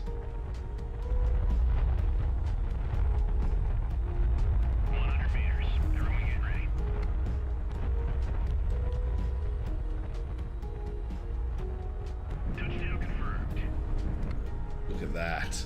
Like a glove. I wondered why such a wide ship was Floof compliant. The one ship I can land is the city. Wow. The amount of work here is just unbelievable. Let's take a look at the other version of it. So this is the actual submitted version. Thank you, everybody. That's a very compact ship as well. Double armor layer, tons of thrusters, 128 kilometer range, bang on budget. How many guns are we looking at here? That's 2x4. That's 8, 16. So we've got what, 20 D80 Mollets and 16 AK-100s with full coverage because they're far enough away from the fuel tanks. What's with this this generator here? Is it just where it ended up getting put? Wow. 20 models and 16 AK-100s, yeah. The ship is a little bit this wide so the other ships can land on her armor. Amazing. That's pretty cool. Should have added more guns to your submission. This is an insane ship. Also loving all the escape pods up here. We've got, is it just 3 sprints? No, 6 sprints. That's what the outside, that's what these are for. Such a cool submission. So we still have, I think, 4 pages of backstory for this. I'll just fire through them. A servant quietly opened the door, revealing what could only belong in a palace. A huge number of big fancy words could be used to describe the room, each more extravagant than the last. But simply put, the room had a general golden theme, with colours ranging from arctic white to light red. Tapestries of people and hounds of the house cover the walls, plush white furniture on a wooden floor with soft hazel hue, sculptures, paintings, vases, all the work of royalty. Plus, a wide array of furniture and facilities is dedicated for dogs, and there a dog sat, legs sprawled out on the couch, not a care in the world. The Chancellor whistled quietly as he led the Lord Governor to the room, peering at him out of the corner of his eye, gauging his reaction to the dogs that Lacey got up and walked over to him. This is Duke Floof of Gold Hound Senior. The Chancellor couldn't help a slight smirk, watching the Lord Governor bow in respect towards what he thought was just a dog with a rich pedigree. A subtle gesture and all 3 were seated on the opposing couches, with the Duke laying down, resting his head on Duke's lap. That's a confusing sentence to read. For the Lord Governor, because the Chancellor is called Duke. For the Lord Governor, the time of simple pleasures was over. It was time to talk. I understand that you've been putting forward a large number of older model escorts and missile carriers by the dozen fresh off the assembly line, he talked in a cool professional voice, one would use for a peer worthy of respect and able of reason. So the dog has sat on the Chancellor's lap. Yes, due to our current railway expansion efforts, missiles have been deemed the most viable long-term option. As such, a significant amount of effort has been put into the ability to mass-produce missile silos, both ground and airship versions. Same tone of voice, it was time for business. But nothing without respect, though a few screeches behind the Duke's ears did tune his voice very slightly to a more soothing tone. Yes, your missile carriers have given us ample capacity, so much so that we simply cannot accept any more beyond the ones currently in production. I understand, this was to be expected. We've already slowed down production back to pre-stockpiling levels. A sip from a drink a servant just poured. Good, so no sudden changes to production are necessary. I couldn't imagine that would go over well with some of your factories. Anyway, here's the main reason I came to visit. Oh, okay then. No, it's no issue. Floof had hopped up onto the couch and the Lord Governor was sitting on it and snuggled up to him. Anyway, I came to visit because the gathering needs more than just missile carriers we can't fill. We need more heavy cruisers to go in our strike fleets and act as flagships. He leaned forward, focusing on the Chancellor intently. His uniform slowly collected fur and muddled the serious appearance he tried to give off. The Chancellor thought about it for a few moments, not the offer itself, but how to respond appropriately. They couldn't risk losing trade, and they were too small to keep production of all necessities up without it, but too large to convince people that the necessities weren't necessary. Another sip of the drink and a gentle stroke of his chin, the moment between question and answer seemed to drag on. A million thoughts weren't racing through his head, but he knew what he had a million thoughts to think about, but only the time to choose a few. But finally his cup was gently set down, hands clasped, posture straightened. You know, this house is not like most of the others. It has strong political ties to society, yet strong economic ties to gathering. We couldn't have denied you your request for ships, which is why we provided those old escorts free of charge, and sold the missile carriers at a significantly reduced price. He held a finger, taking a breath, gathering himself together, and a quick drink before continuing. We have a few more pages. I do want to read this, but I want to go through some more Varyag submissions and come back to it. So let's jump back in and have a look at some more ships, and we'll come back to this. I just noticed, by the way, that we have, on this ship, 4 zeniths. No, 3 zeniths, which I did notice before, which is very cute. Okay, so that was the Beggar's Redemption from House Golden Floof. Our first one here is the Varyag 2 from John Michael Neves. I don't think I have any lore for this, but let me just check. No, I don't. Let's check this out. So this is another Varyag submission. This is cute. This has got lots of armor. We have 2 squalls, 2 sarmats, 37mm, a whole host of zeniths, full radar package. We've got the radar, we've got the ELINT, we've got the track radars, we've got, whoops, that's way too big of a zoom out. We've got a million sprints, everywhere sprints. And we've got the guidance of 2 to guide them. Hey, come on, what's up? What else have we got here?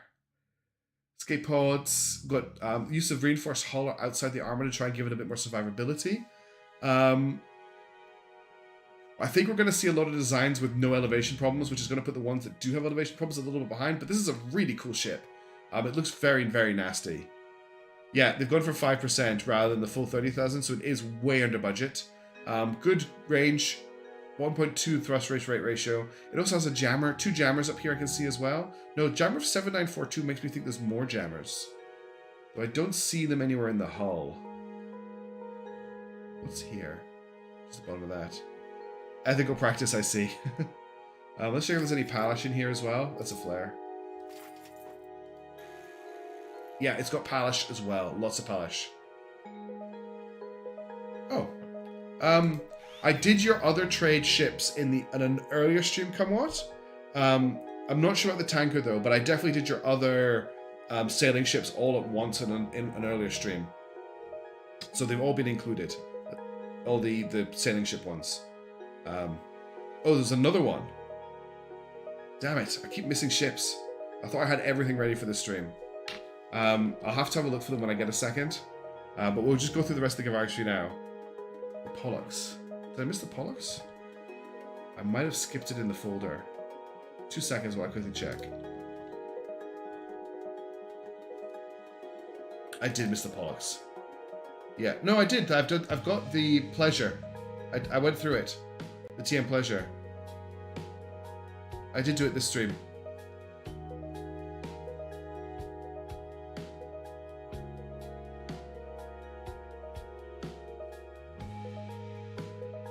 It was quite early on though, you might have missed it. But yeah, we did go through it. It was the civilian transport. I really, really liked it. It had like 13,000 crew on it, 1,300 crew on it. It's really cool. Okay, let's have a look at the next Varyag. We've got the Halo Mark 6 from TRem. Let's have a look at the lore for that.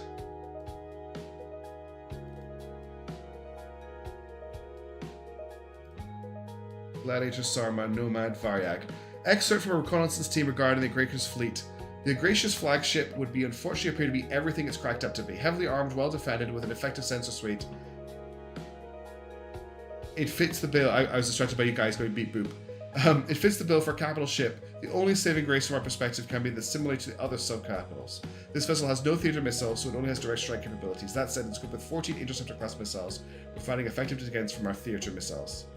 Direct combat wise, owing to its particular shape, it can bring most of its weapons to bear on any angle, so most of our vessels would wither under a well-placed salvo. Tactical recommendation: avoid. Wrong lore? Oh, is that for the other one? Damn it. Oh, I found it. Nomad Halo Mk2-3. Internal lecture between head of Internal Design Bureau and CEO. I know you wanted to make a statement, sir, so I think we've achieved that. While it took the entire budget plus the extra, we've got a finalized design. Remarkably well armored for the cross-section. We've also equipped the ship with a spread of interdictor missiles to keep it protected versus any theater-class missiles. We also managed to squeeze in all 24 guns, and they've got the full 360-degree shooting angle. Unfortunately, we couldn't start the budget for better sensor capabilities, so we need a sensor frigate included in the escort. Otherwise, this is our final design as a Halo for a cruiser class. Sorry for reading the Nomad. Oh, it's a Nomad. Damn it! Varyag Halo Mark 4. Thank you for your work on Mark 3. Showing off the designs to the Lord General's procurement team, they were blown away, especially impressed by the escape pods built to evacuate the ship through the third dimension. Fingers crossed those 3D ejection drives from R&D get here in time for the sale. Given how happy they were with the designs, they've asked us for something bigger. I'm sending the specifications now. It's a big budget such as we've got. More fire, more power. Let's have a look at the Halo Mark 6. I remember the Halo. I remember this ship. This is amazing. It's so big I can't even fit the whole thing on the screen to look at it once. So we have... Do you have on hand how many mollets this has?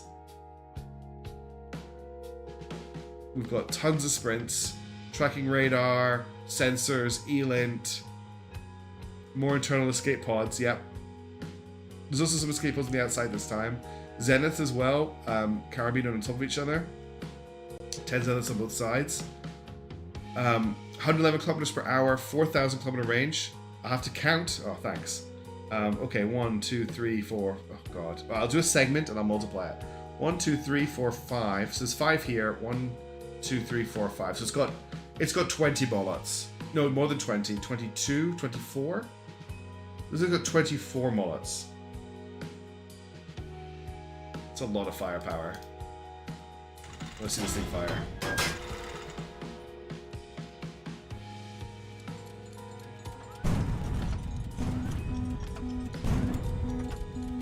That's a nasty alpha strike.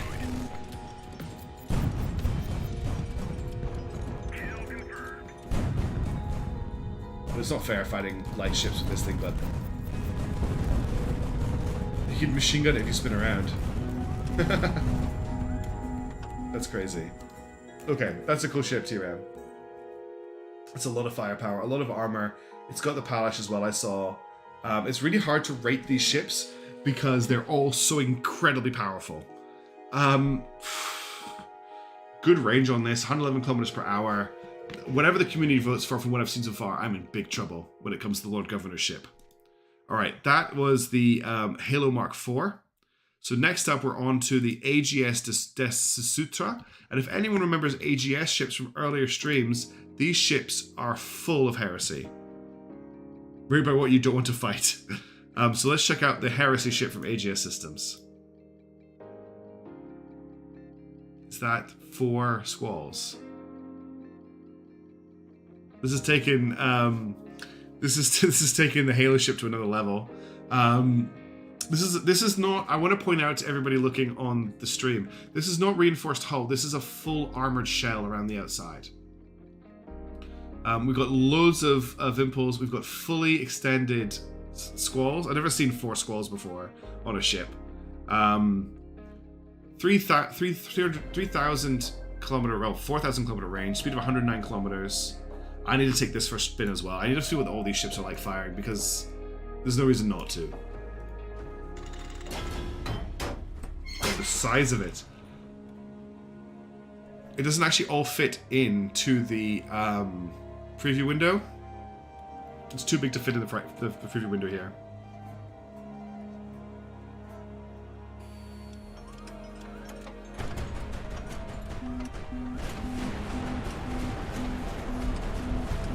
That firepower.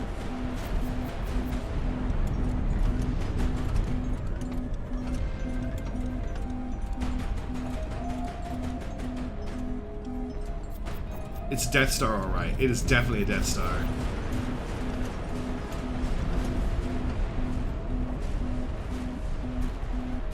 The rate of fire on these guns. This is 2 Varyags it's dueling right now.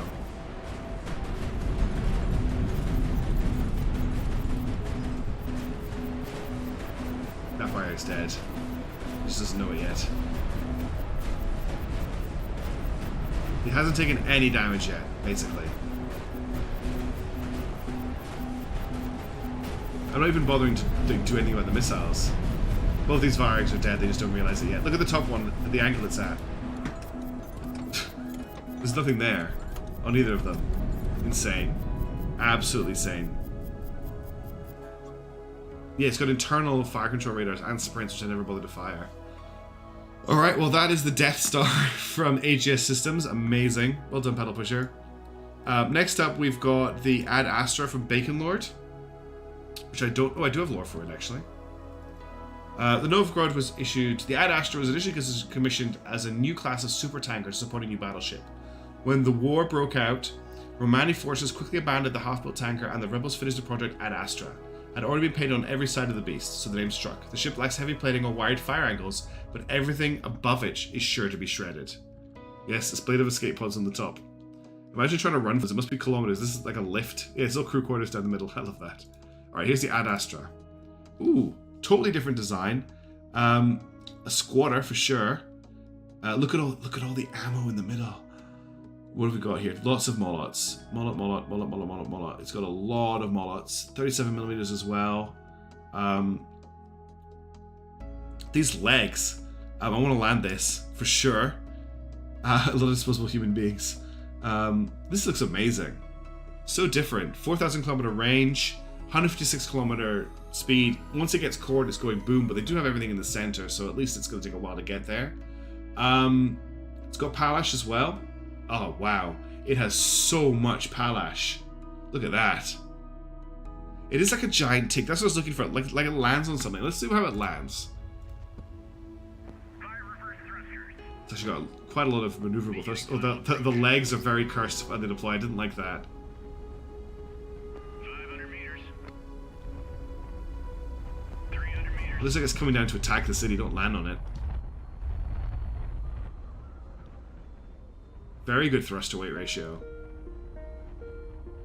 Yeah, the legs gave me the heebie-jeebies too, Grey Wiz.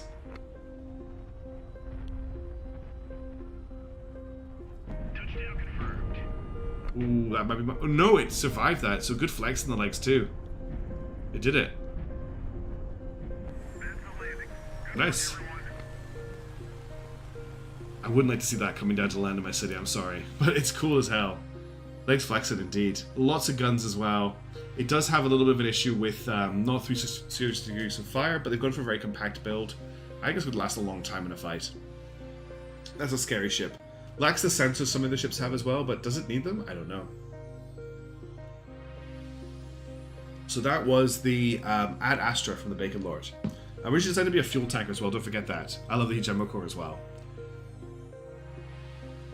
Oh cool, I'm glad I got them all. Claude Legs is a winner in my eyes too, Slomes. I love stuff like that. Alright, next up we've got the Eclipse from Dr. Shizmabob, which I do not have lore for, so let's load that up. Not under budget, but just 5 layers of armor here. 1, 2, 3, 4, 5, 6 layers of armor. Sprints, I'm trying to get my head around everything here. We've got another ship with 4 squalls. 37mm as well, though nowhere near as many as we've seen on other ships. Still a lot. We've got the smaller radar, we've got Elent, fuel tanks, etc. We've got a little bit of a Zenith Bay here. 2 squalls on top of the Ad Astra, really? There's another 2 there. Oh, I can't believe I missed those. Let's have a look at that. Thank you for pointing that out, Bacon Lord. I really appreciate you being on the stream. Oh my god, they blended in so well with the rest of the hull. It does have the huge firepower of the squalls. I'm glad that they're here. That's amazing. Thank you so much. This ship here, 91 kilometers per hour is the lowest a ship can almost be, but it is a chunky ship. There's a lot of ammo in there as well. The 4 squalls is a serious amount of firepower, as we saw in the Death Star. We also have Palash on this ship as well, though nowhere near as much as Bacon Lord's ship did, which had a lot. Ton of Zeniths. This is another great design. Very blocky, but tons of armor. Yes, exactly. This is the brickest brick. Even though it's not doing it, there's like a visual effect with the shadowing that makes it look like it's actually bending and breaking in the middle. I can't believe those 2 legs could support the whole ship, but they obviously can. What's with these little armor buckles down here? Are these just shot catchers?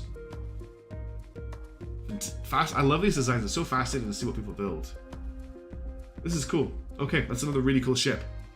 Next up, we have the Gluteus Maximus 3 from... Oh, did I rename the wrong one? No, the 3 was the right one. I hope this is the right one, Ensign Foil, because I had a few from you.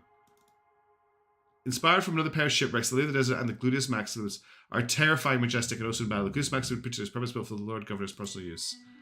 Okay. Please tell me I've loaded the right one.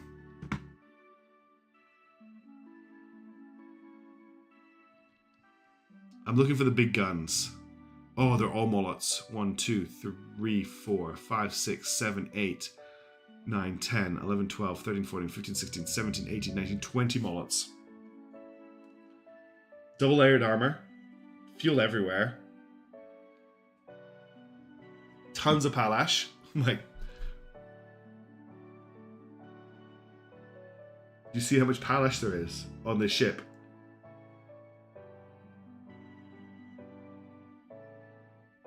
I think I need to take this into a fight and just see how thick the... It's a big ship as well. Yar, vast! We be going into battle. Man the mainsail.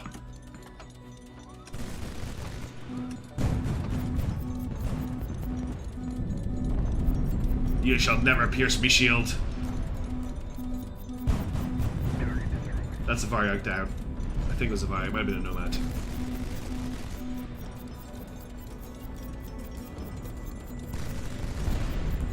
You'll never take me down. This ship has unbelievable armor. The shield is just... Yes, the thing is who's going to bring massive impulse to bear? I guess me. Oh, the mast... Alright, the sail will be on fire!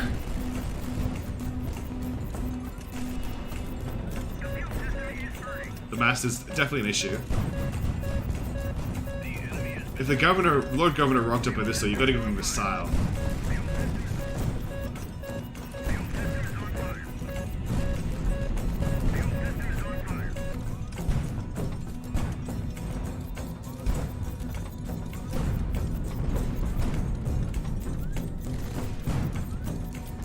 It's pretty majestic.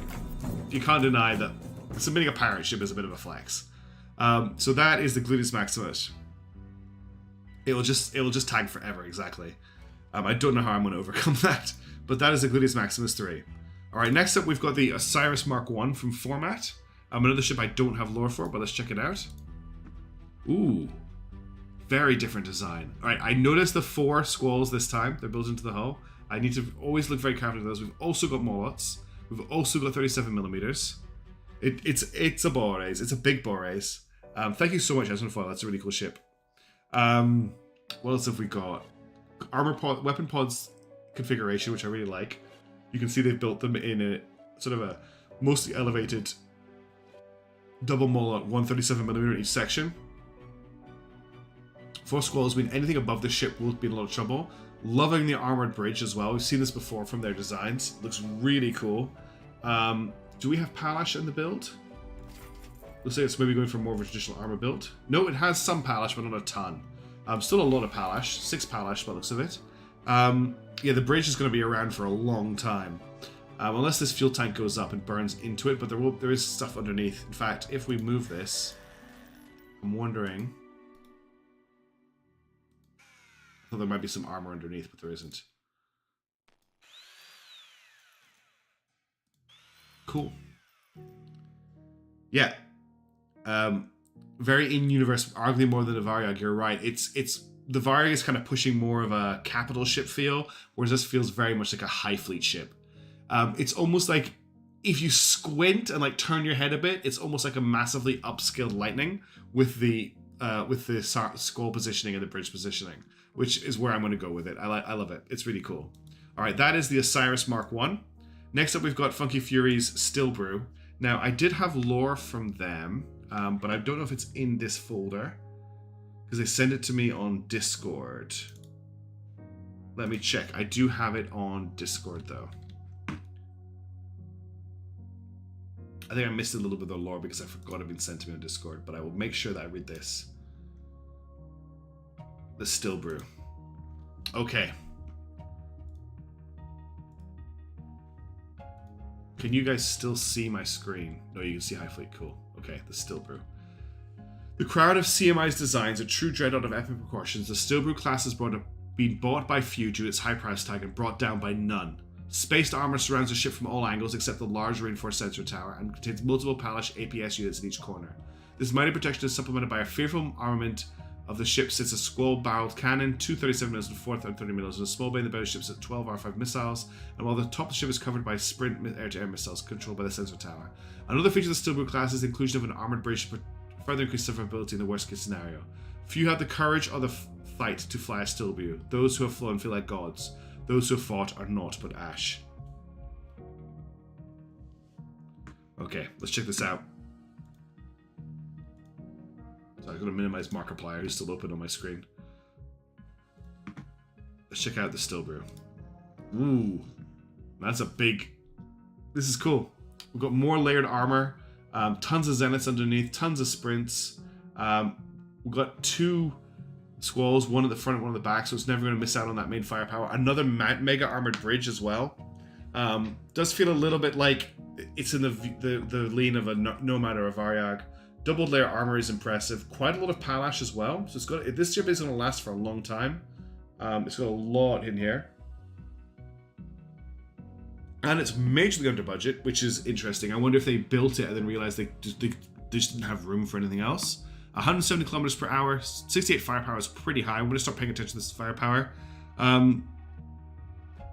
Yeah, the Citadel armor scheme is proving popular and is very cool. I really it's obviously a fear people have of the bridge getting hit. Awesome ship. Rook's really cool. Lots of firepower as well. Let's check out the Daka from Galvanis. Do we have any lore for this? No. Alright, are we ready for the Daka?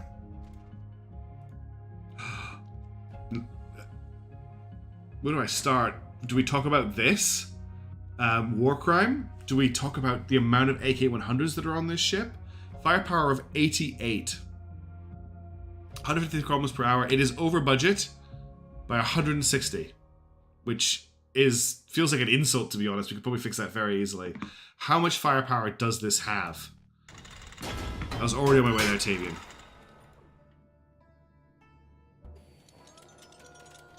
I'm gonna let everything load. Okay, 37mm are on the alternate fire. Let's wipe this Crusader off, Courageous off the map. Whoa!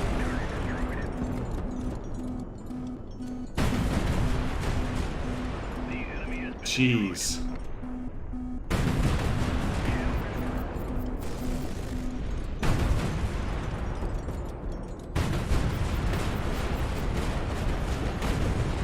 Just checking out the coverage. What's the abandoned ship button again? T. There you go. Escape pods work. Don't shoot them down, Courageous. We're under rage as well. That's sad. A salvo like that to a heavy ship will drill through it pretty quickly. Oh, its rage is 1,430. Still, we'll give it an under rage slab. That's a lot of firepower. It's there actually are 2 squalls in here that I hadn't even noticed. Just an interesting design though. It feels like they spent a lot of time on the outer hull and then kind of just filled in the inside until they ran out of money. Still very scary. It's an interesting take on it. Okay, that was the Daka. Then there's the Floof ships we've looked at. So next up we've got the Europa from Kior.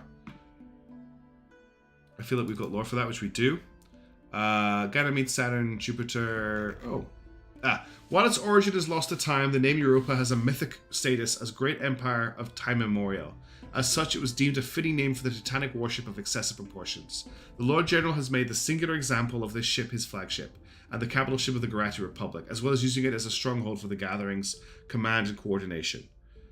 With a full strategic command suite, general staff room, batteries upon batteries of heavy guns, fighter wings, electronic warfare systems, air defense, and enough fuel to let it function even if its escorts are ripped to shreds, the Europa is intended to be able to do everything and compromise in nothing, even at a cost that would bankrupt all but the greatest of houses. What would you do with the extra money, Golden Floof? Let's check this out. Ooh, very different design. Wow. Okay, this is on another level in terms of what it's doing. Armored thrusters is the first thing I notice. We've got Sarmats as our primary weapon instead of Squalls. So 3 Sarmats on both sides, supported by AK-100s and Molots. We've got a little flight deck here with LA-29s on it. 37mm as well, elevated up here. If you're saying something rude on it, Derp, it's not my fault. That's on you. We've got Palash as well. Again, a lot of Palash. It's going to be taking a lot of focus fire to take these ships down. Is this the pinnacle of the big Courageouses? It kind of feels like it's a spiritual Courageous, doesn't it? I haven't missed Floofs. I did it at the start. It was the first ship we looked at, Sarase. The one that had the animation of it converting from the ship into the aircraft carrier. I hope you didn't miss that because it was something else. It was pretty amazing. We've got sprints here. Yeah. Interesting design. I wonder, the Zenith's hidden in here as well. I wonder about these kind of configurations if we're going to, they could fall off. Oh, yeah, Ensign Fall, you missed some amazing stuff. You missed some absolutely unreal stuff. In fact, just for you and for Sir Osse's benefit, here is Floof's battleship with 1 billion guns. And then here is it after it converts to an aircraft, to a carrier that they included an animation of it doing when they submitted their lore. This is the same ship. There's a video that shows how it converts into this, and you can see it has other House Floof ships landed inside it. Amazing. But yeah, going back to the Europa, this is a very aesthetically pleasing design. I actually really like it. I don't know if it's as sturdy as some of the designs we've seen, but then again, one thing I'm underestimating is how good Pallash is, and it has a lot of Pallash. So this is another great one. I look forward to, I'm really keen to see how the votes for this goes. Next up, we've got the Dreadnought from Kipco. Let's see what they have to say about it. Design notes: 12 sprints, 10 zenith, 4 squall. So 4 squall seems to be the standard, or like where people have gone into. We haven't seen any more than 4 squall. Do we think we'll see more than 4 squalls before we get to the end? And 14 AK-100s for secondary bombardment. All weapons are split into 2 banks on either side of its armored core with excellent coverage. A plethora of armor, well spaced, Pallash on all sides, overlaid with standard and a blade of armor to contest with armor-piercing munitions. All lower sensors are well protected in the fore and aft. You're looking for 10 squalls? Fore and aft lower roosts. The lowest sensors have their effectiveness halved on the tactical map, but actual combat they maintain full functionality, meaning it's difficult to quickly disable its anti-air capability before it uses all of its sprints. Alright, let's check out the Dreadnought from Kipco. Ooh, beautiful ship. Very symmetrical. I love the two kind of bridge sections. We've got 2 squalls on each side, so that's 4, and then we've got 4, 5, 6, 7 AK-100s on both sides as well for 14. Lots of zeniths down here. Escape pods up here. Sprints as well. Does it have internal Pallash? No, there's armor. There's ammo underneath the fuel tank is what I saw. Let's have a look at the Pallash config if I can find a Pallash to mouse over. Might need to mount one just to see the rest. There you go, there's the Pallash layout on the ship. Yeah, it does look like an old Dreadnought with 2 fire control towers. Dreadnought Sevastopol. Nice side armor layout. Let's have a closer look at the side armor layout here. So they're using triangle pieces to make a double layered armor, and then an armor on top of that as well. The Sev's cooler older brother. The firepower from this is very, very scary. It's a shame they couldn't get full coverage on the squalls, but it is very, very hard to do if you want these big fuel tanks, which give it the range it needs to hit that 3,822 kilometer range. Just taking a sip of water there. These ships are all terrifying. It is unfortunately over budget. By 1190, which is a pretty large amount to try and recover, but I'm sure we could do it pretty easily. The squalls do have very good coverage, yeah. And we've also got the FCRs down here built into the hull with a guidance of 2. It is over budget, but I'm sure we can put a stamp on it, and I'm sure it can be refitted to that as well. Okay, next up we've got the Tower from Lyneth. I don't have lore for this. I think they could get good conversions firing up. Yes, they would.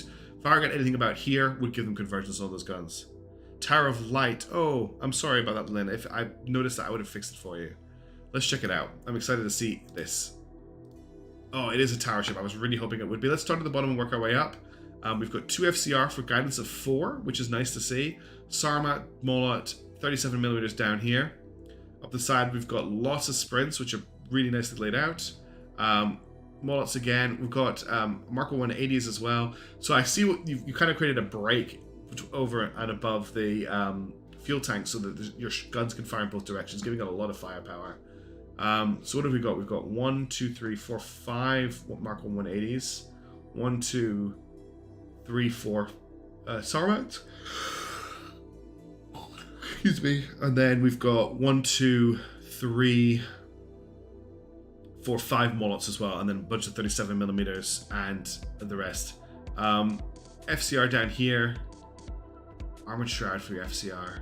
Oh yeah, these are nice. I like these shrouds a lot. They look really, really cool. I think we've seen them on your other ships. We also have a Pallash. We have a lot of Pallash coverage, especially, oops, that's a bit too far out, around the bridge at the top. But the whole ship has Pallash coverage as well. There's also Zenith stuck in here as well. This has got a lot of firepower, a lot of different weapons. I actually want to see how it flies. I saw the ones down there, yeah. It's very handsome. Ship to surpass Metal Gear. Ah, 7 Molots.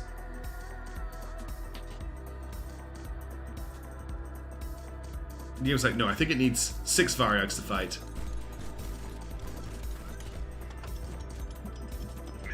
I love all this missile launch, they look great. Instantly intercepted by sprints, of course. Wow, that is a lot of firepower. That boar took it like a champ, though.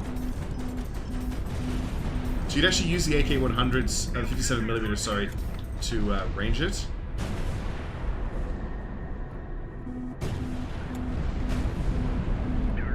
Yeah, that's nice.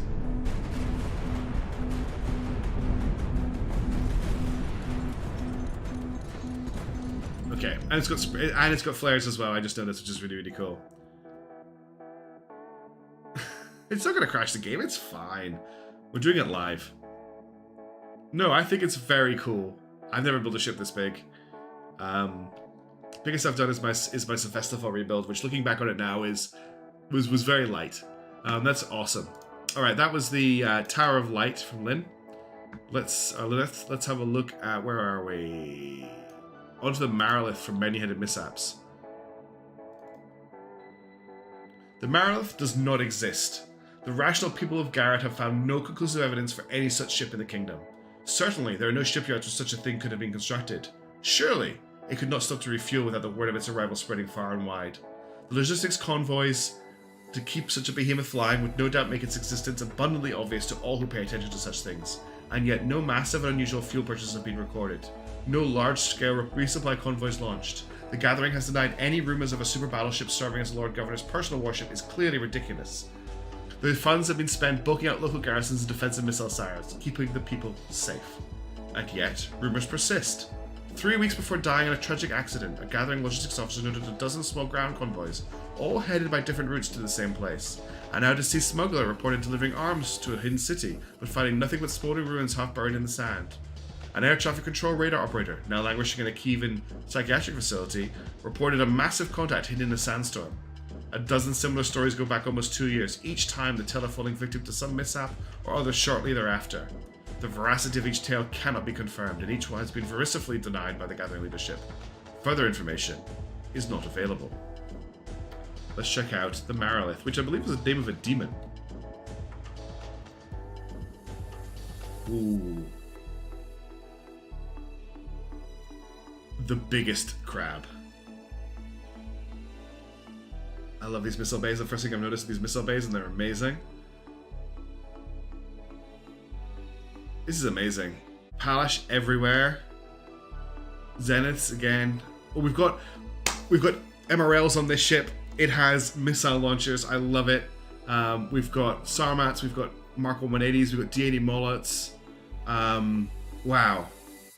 There's a little bit of everything on here. I can't quite take it all in at once. I need to check it out. Okay, we'll go difficulty 1.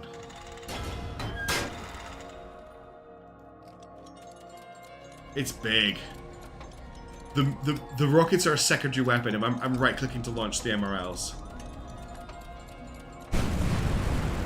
Everything else is on primary fire.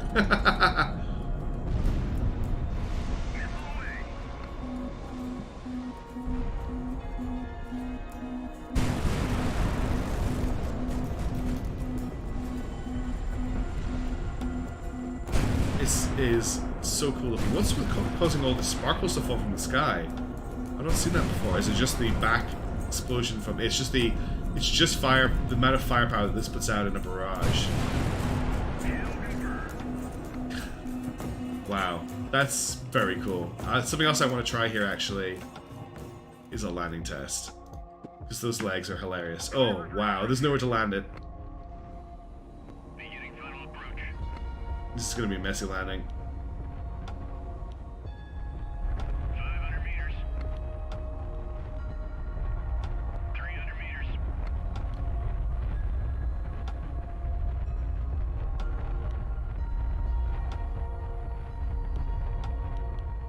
I'm not saying it's not whether or not it can land many hidden mishaps. That's not what I'm testing. It's whether or not I can land it. And I want to see what it looks like on a landing.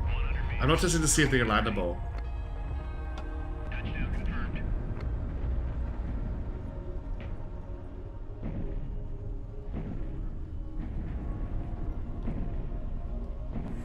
There we go. Beautiful landing. That is a wonderful ship. It looks so good. And I love the story that came with it as well. I got that lean. That's very cool. It's a shame. It's weird that the game has put the MRLs as the secondary weapon, but that's what it did. It does look a little bit of Sandcrawler, you're right. Alright, that was the Marilith. Next up, we've got the Crusader from Mission Nathan 101. Now, they've got 3 Varyag submissions here, so let me see what I can find. Kirov crossbow. Yeah, I think that's exactly why it is, Biceps. A heavily armored and extremely well-protected dreadnought designed to survive the harshest of all combat situations, survivability and protection over everything else. The ship is coated with armor and palash and is lavishly outfitted with as much FSS as possible. It also has more than enough capacity to shoot multiple incoming missiles with the lavish amount of sprints it carries. It's also heavily armed, mounting multiple 100mm cannons and enough CPs to stop incoming projectiles. A true Crusader, heart by heart, a fighting force that will not yield. Let's check it out. Oh, beautiful. That is a lot of sprints. Holy. 1, 2, 3, 4, 5, 6, 7. Is it 7 or 8? It's 8. I can't keep counting. There's so many sprints on this ship. We've got double zeniths as well. We've got Sarmats with full coverage on both sides of the ship. So it's got 8 Sarmats as primary firepower. It's got a small amount of 37mm scattered around as well. Triple and sometimes quadruple layered armor from the top, including protected armor packages for the autoloaders. The bridges within multiple layers of protection as well. How many sprints? Yeah. It's got guidance of 4, so you can have 4 sprints in the air at a time. It is also covered in palash. This is a ship that will not die. It's another. I'm in so much trouble. These ships are unreal. Well done. I don't know. I'm lost for words at this point. There's so many great ships. Okay. Next up, we've got the Pobeda. This is your aircraft carrying Varyag variant. With an amazing bridge at the top and a spinal mounted Sarmats to kind of give it that little bit of what's going on with the elevation on these. That's weird. To give it a little bit of as much firepower as possible. Tons of redundancy in the last design, yes. This has a lot going on as well. I'm just looking down here. We've got more Sarmats down below actually. This is 94 firepower. Tons of palash again as well. And then the third variant for Mr. Nathan 101 is the Prophet, which is very similar in design, but loses that tower and instead replaces it with, have we got more firepower in here? So we've got Sarmats,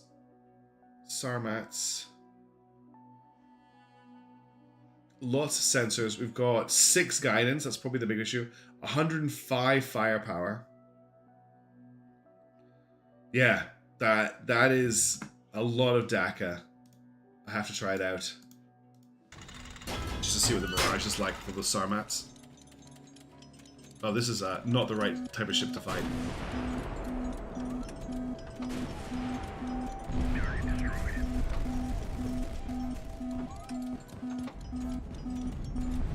I just want to see what type of damage it takes. Oh, there is a Varyag there.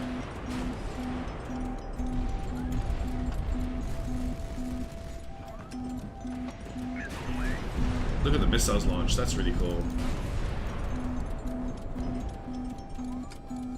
That's pretty amazing. These fights are going to be crazy when they come. 10 Sarmats over 8 Sarmats the previous ones. Thanks, Mr. Nathan. That's cool. Wow, that's a lot of firepower. 10 Sarmats is insanely amount of gun. Alright, that was the Crusader, the Pobeda, and the Prophet. Next up, we've got the Varyag 1.13 from ZVEZDA. It doesn't have lore that I can see. I've got lore for some of your other ships, but not for this one. We got, okay, I thought for a second we'd broken the record, but we have 4 squalls on this one as well with full coverage and backed up by 8 Molots and 2 AK-100s. A game version. No, this is not a game version. Oh, 1.13, I see what you mean, yes. Yeah, look, we've got internal engines here with the tiniest cracks to let them out. Do we have any other heresy on here? Double layered armor as well. This is a very handsome ship, actually. Big, heavy armor blocks on the sides. Very nice. Lots of firepower. This is 108 firepower, and everything has full coverage, which is crazy to see. We also have, what, 1, 2, 3, 4, 5, 6, 7, 8, 16 zeniths at the bottom of the ship here. I I quite like the overlapping use of reinforced hull and armor on the sides. It just looks nice. And these little holes, even though they're not actually holes in the armor because the engines are internal, make it look like they're how the thruster is coming out. So it's like a heretical slash vanilla design, like Morgana's saying. We do also have Pallash throughout the build as well. That's a cool ship. Yeah, anti-torpedo bulges. That's what those bulges are. Yeah. All right, next up we've got the Liberator from Rensis.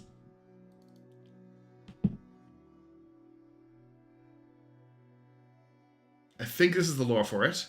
Discovered by the Lord Governor in a massive hidden silo near Kiva's nuclear reactor, this titanic vessel seems to have been constructed in secret, commissioned by an unknown party long before the uprising.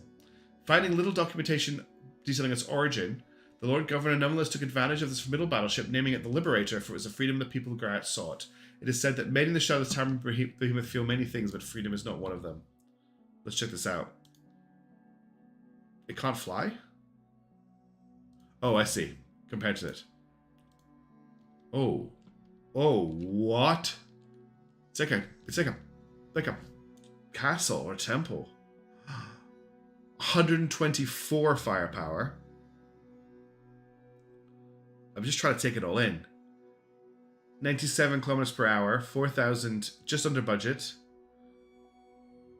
We've got Sarmats, Vimples, Mollots, more Vimples, more Mollots, AK-100s, another Sarmat. Sarmats all have full coverage as well.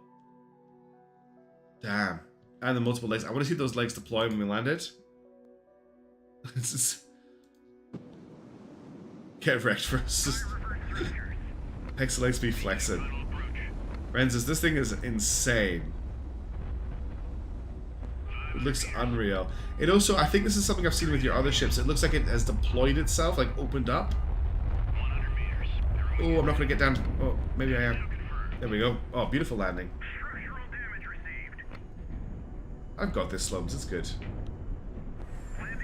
Perfect landing.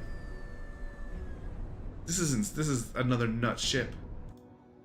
Wow. The firepower on this is pretty scary. And these shields. The internals of the ship is very, very well protected. Where's the bridge? The bridge is here. Surrounded by generators and crew quarters. I got it. It's all good. Bravo. This must have taken a while to build.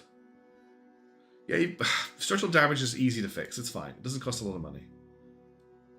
So that is the Liberator. Next up, we've got the Leader from Shogun.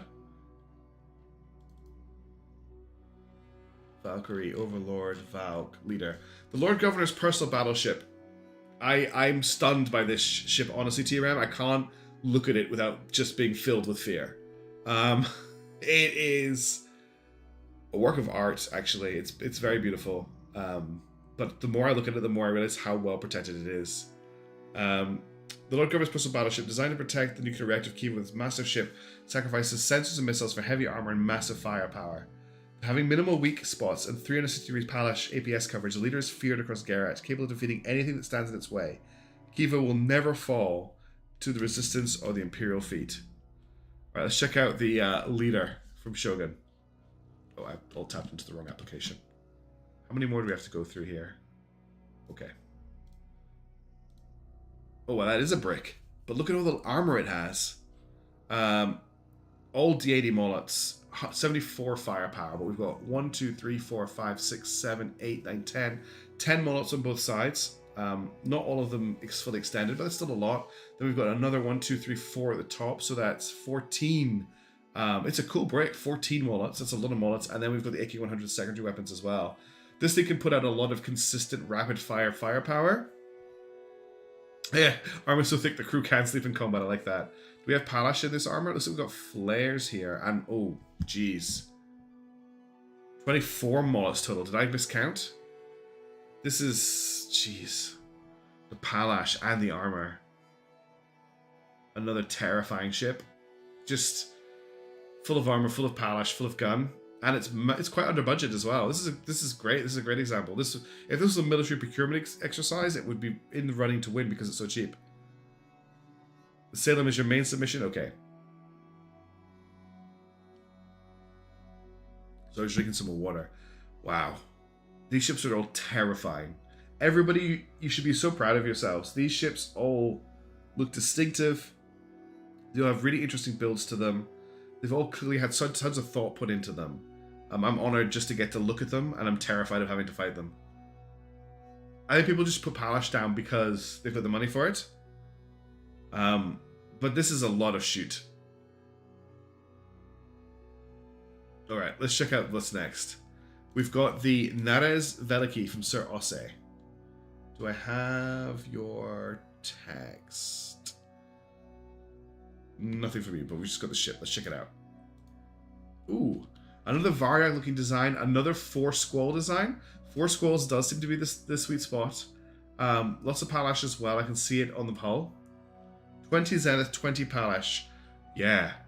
There's a cruise. Oh yeah, there are 2 cruise missiles on here as well. This is kind of like, you see the ZVEZDA? This is what the ZVEZDA should be. You sent lore on Discord. Let's find that lore then. There are a couple people who sent me lore on Discord that I just missed the lore, but I grabbed the ships. Got it. So this open. The liberty of our people is our responsibility. Tempting as it may be, we must never lay this burden on our well-wishers. For too long, our proud people of Garrett have been subjected to relentless suffering and humiliation at the hands of the Romani. Masked though they may be by sanctimonious claptrap, remain as vile and despicable as those of common bandits. Fret not, my brothers. A great milestone has been achieved. The next step to our liberation has been traversed. Today, unyielding, we have walked the way of the warrior. In our hands, the fate shall be molded. On the Nares Veliki's back, we shall reclaim our rightful home and purge the taint of the enemy from our souls. Rejoice, brothers. Victory is at hand. Osse Khan's speech at the Nares Veliki's launching ceremony. That's a good speech. As I said before, it really does feel to me like this is how this festival should have been deployed. It's nice. The evac bay on the right. Yes, I've just noticed that. That looks cool. I'll show you in a second. This bay over here is looking really, really cool. That's great. My El Capitan design is built with 57 so as to bypass Pollux. Ooh. Lots of Zeniths on this ship as well. That's a lot of missile. A lot of gun. 100 firepower and bang on prices is pretty impressive. Me and Morgana got there at the same time. Alright, let's check on the next ship. We've got the Ludmilla from Slomes Inc., which I will have lore for. No, I don't. Okay. Well, Slum ships are still very cool. Ooh. Oh, Slomes, you've outdone yourself.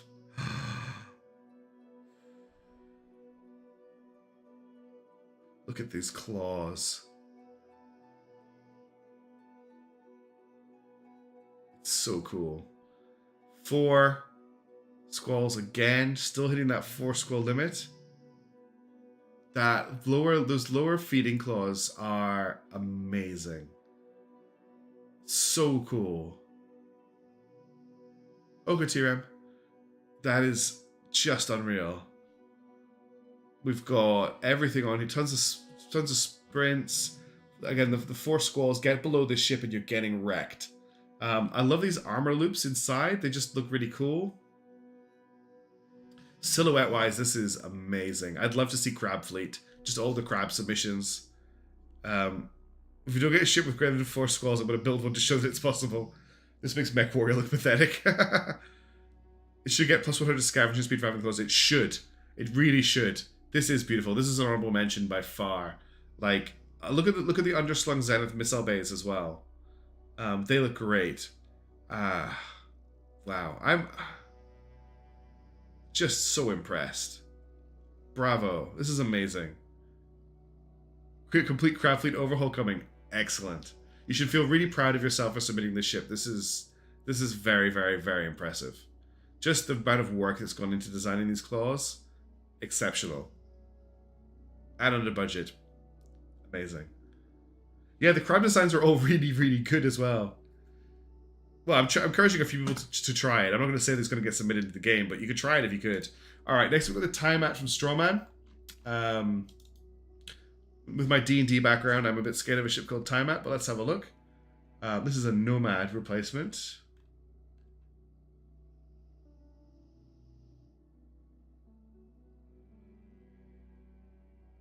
These are for the Bahamut, Eidolon, and Minotaur. So these are all summons from Final Fantasy. Let's check out the Tiamat. Wow, it's like let's take the Sevastopol and stretch it out into an even like a proper scary ship. We've got 2 squalls on this ship. We've got backup Sarmats though, so we've got the same amount of same amount of barrels almost as the 4 squalls. We're just missing 2 barrels. Lots of zeniths, under well protected lower half of the ship.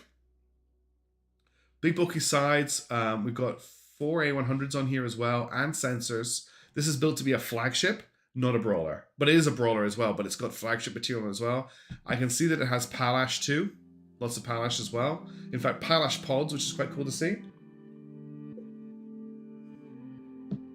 Where is the bridge? There it is, next to the rear squall. Awesome ship. Huge. On budget, good range, good speed. Good speed, actually. Very fast for a ship this size.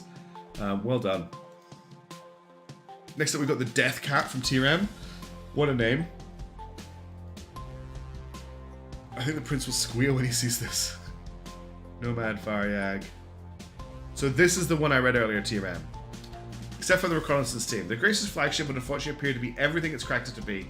Heavily armed, well defended, and with effective sensor suite. It fits the bill for a capital ship. The only saving grace from our perspective can be the simile to other sub-capitals. This vessel has no theater missiles, so it only has direct strike. That said, it's equipped with 14 interceptor missiles, making it effective against our theaters.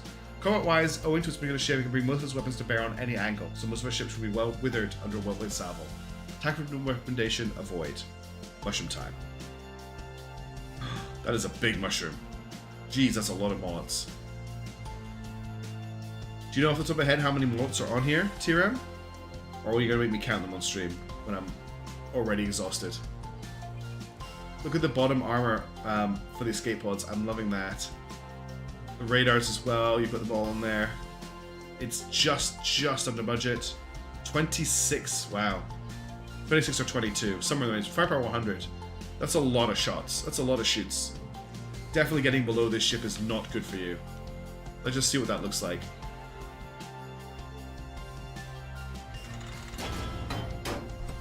And 12 337s as well.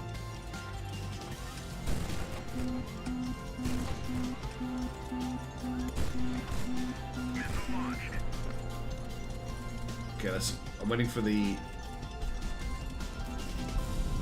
Get something in a nice range. Well, that's a very satisfying amount of shoots. I missed with the whole barrage, but it's very satisfying to fire.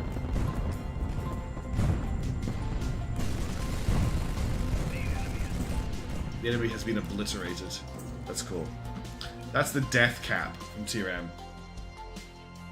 That's why you need so much ammo, I see. Okay. Next up, we have the Salem. Now, I have 2 Salem showing here from you, Morgana. I wonder which one is the right one. You must have submitted it twice, and because they have different names, they didn't get overwritten. If I load the wrong one, please tell me and I'll reload the other one, but I'll go with the one that is the first one. Let's check out the Salem. Actually, no. Let's not check out the Salem. Let's check your lore on it first. The Salem. Romani-class battleship. Pride comes before the fall. Isn't that your house motto? Salem is the second Romani-class battleship, commissioned from House Lafayette by the Emperor himself as a symbol of the Empire's might. Essentially, an even longer Challenger-class battleship, there were 2 Romanis were stationed in Salem when the capital was nuked. While Emperor Shah II took to the skies from Romania, the Gathering managed to take control of the heavily damaged Salem. Fearing confrontation with the sister ship, the Gathering fleet managed to evacuate the vessel in the confusion. By the time of the expedition, Salem had been successfully repaired and now stands as the final challenge of the Gathering against the amassed forces of Grand Duke Mark Saedi Salemsky. Oh, it's just the ship's design, okay. Yeah, I don't think that doesn't make sense for a house motto, actually, now that I think about it. Heavy armor, fast speed, incredible endurance mean this vessel is virtually unstoppable on the battlefield. House Lafayette prides themselves on building the unbeatable, and this single vessel is the equal to the Imperial fleet's entire navy. If there ever is an answer to the Romanis, it might lie in somehow acquiring a Challenger-class battleship along the way. Oh, 1 second, before I load the ship, I don't want to be interrupted. The sleepy pupper just wants to be let out. Give me 1 second.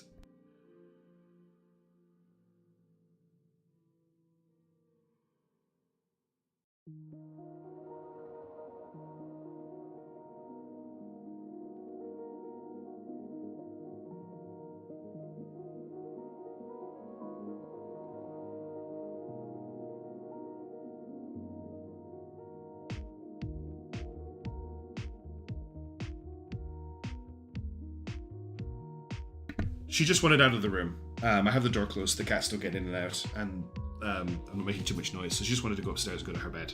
Okay, let's load the Salem. I'm going for a walk. No, I'm here. Oh. Damn, that is a lot of armor. Wow, this ship will not die, will it? Palash everywhere, double layered armor, jammer as well. It's huge. 50,000 tons. What's the speed? 139 kilometers per hour. This is a fast ship. 4,000 kilometer range. It's well under budget. This is the right one. Cool. Very, very defensive, but it's going to do a lot of damage because these mullets have full coverage, so all of its main guns are firing in every direction. This takes up all the lanes. I'm actually quite interested to land this because I want to see just how wide it is. Exceptionally wide. No, I got the two things. Can we bridge this gap maybe? Low firepower, lots of not dying, lots of not dying. 300 meters.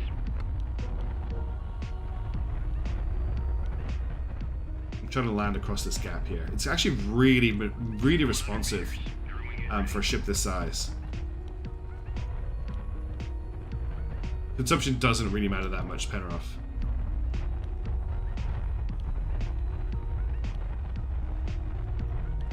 Touchdown confirmed. Perfect landing. Very clean design. Oh, it's a beautifully clean design. I really like the double layered gapped armor. Just completely immune to AP pretty much. It's very well designed. We've got sprints down here as well, little sprint launch pods, which I really like. It's looking really cool. Great ship. The mullet bays do look really slick. I really like these. And they have their own FSS almost, even though there's some fuel tanks here. It looks awesome. Oh, is it the wrong one? Yeah, it's exactly different. We've just seen some insane stuff. This is the wrong design. Let me load the other one then. I'm so sorry. So this is the other one. This one is just called Salem.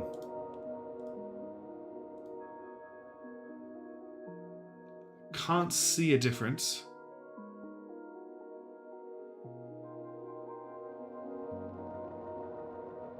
Ah, okay. This is the wrong one. It's a beautiful ship, Morgana. It's really, really nice. I love it a lot. I'm very scared of actually trying to damage this thing. Ah, okay. I'm going to look at this 6th car as well, because I'm interested to see what else you've submitted. So this is the 3rd Challenger class battleship constructed by House Lafayette, and the only one to be confirmed in the hands of the Gathering. The former testbed of House Lafayette's experimental system, Civicar, differed from her sisters by a different fuel tank design as well as different armaments. Her 130mm barrels were replaced with the same dual barrel guns found on the Wayfarer class heavy cruisers. Civicar was undergoing repairs and refit after a long campaign in the east after she was captured by the Gathering of the Great Houses. The hasty retreat after the capture of the flagship meant some of the systems had been removed for repairs were not reinstalled.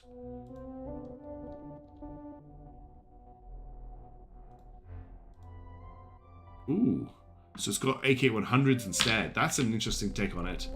40 firepower, again, it's not as high on firepower as the other ships, but it's very, very aesthetically pleasing and very, very defensive. Like, it's just not going to die. Not a singular bomb. Wow. This is another really cool... It feels more compact as well with the different fuel tank layout. I like it a lot. I think these ships are really cool. These internal thrusters will keep these ships flying for a long, long time. This is the original Challenger. This is the Mark 1 Challenger. 12 AK-100s is a lot of shoots. Like, a lot of shoots. It's very under budget, yeah. But it's the original design, and I get that. I like that you've included this submission. This is really cool. Thank you so much for making these.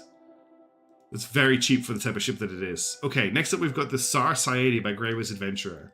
I don't know how Saedi's going to feel about being attacked by a ship named after him. The Tsar Saedi was originally developed in Garrett by a local shipyard, the Kievan Shipworks Bureau, for the express use of the Imperial Highfleet. However, the first and only laid down hull of this behemoth was captured during the initial Kievan uprising, and was subsequently acquired for the personal use of the Lord Governor of Khiva as his flagship. The Society is my attempt to create a super heavy dedicated battlecruiser. It is armed to the teeth with 3 skulls covering 360 degrees of fire and 13 models to back up its main battery. The ship is also unique in that it is purely powered by a fixed thrust engine, which gives it slightly more thrust than otherwise possible. For protection, this behemoth is covered in all directions by Paladin defense system. Once the shells are past that, it will then have to deal with the heavy armor plating installed over the whole ship. Failing that, the ship is equipped with a comprehensive fire suppression system to ensure that fires would not bring down the ship. It also comes equipped with sprints for anti-aircraft defense, as well as ELINT and fire control radar for fire early warning. Let's have a look at the Society. Oof. That is a nasty weapon pod. 3, as I said, 3 squalls and a whole ton of mollots. Look carefully and you'll see that we only have static thrust engines up, which is a very interesting design choice and one I have not seen before on a ship this size before. We've got sprints, we've got fuel. I definitely need to test it in combat to find out how those thrusters work on a ship this large. It looks hilarious. I love it.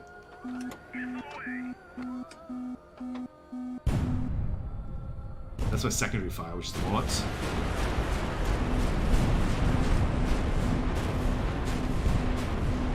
That's a crazy amount of firepower.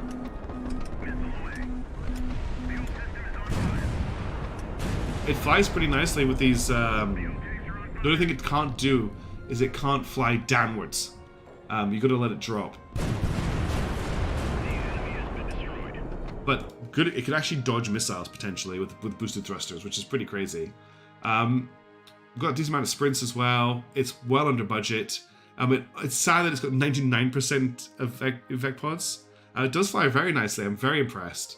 242 kilometers per hour is very fast on the strategic map. Well done. Cool ship.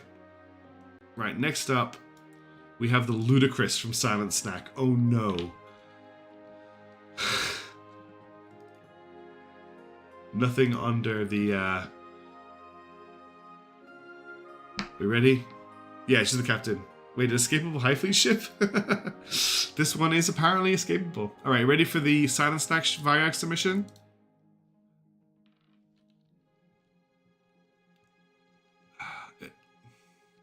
What is this? It's an F. It's a giant F. Why is it a giant F? This isn't the last ship, Slomes. There's one more. Press F to pay respect. Does it land? Wait, this is Tetris. Oh wow, there's that landing gear. I was gonna try and fit it into the 39 bay, but it's not actually gonna to make it there. 500 meters. 300 meters. Oh god, it will not turn. 100 meters. I'm trying as hard as I can to stop it from crashing. Now confirmed. Apparently doesn't need all the legs. Oh, it's tipping, it's tipping, it's tipping.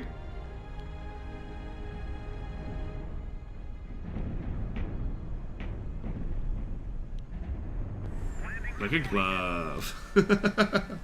Do a T-spin.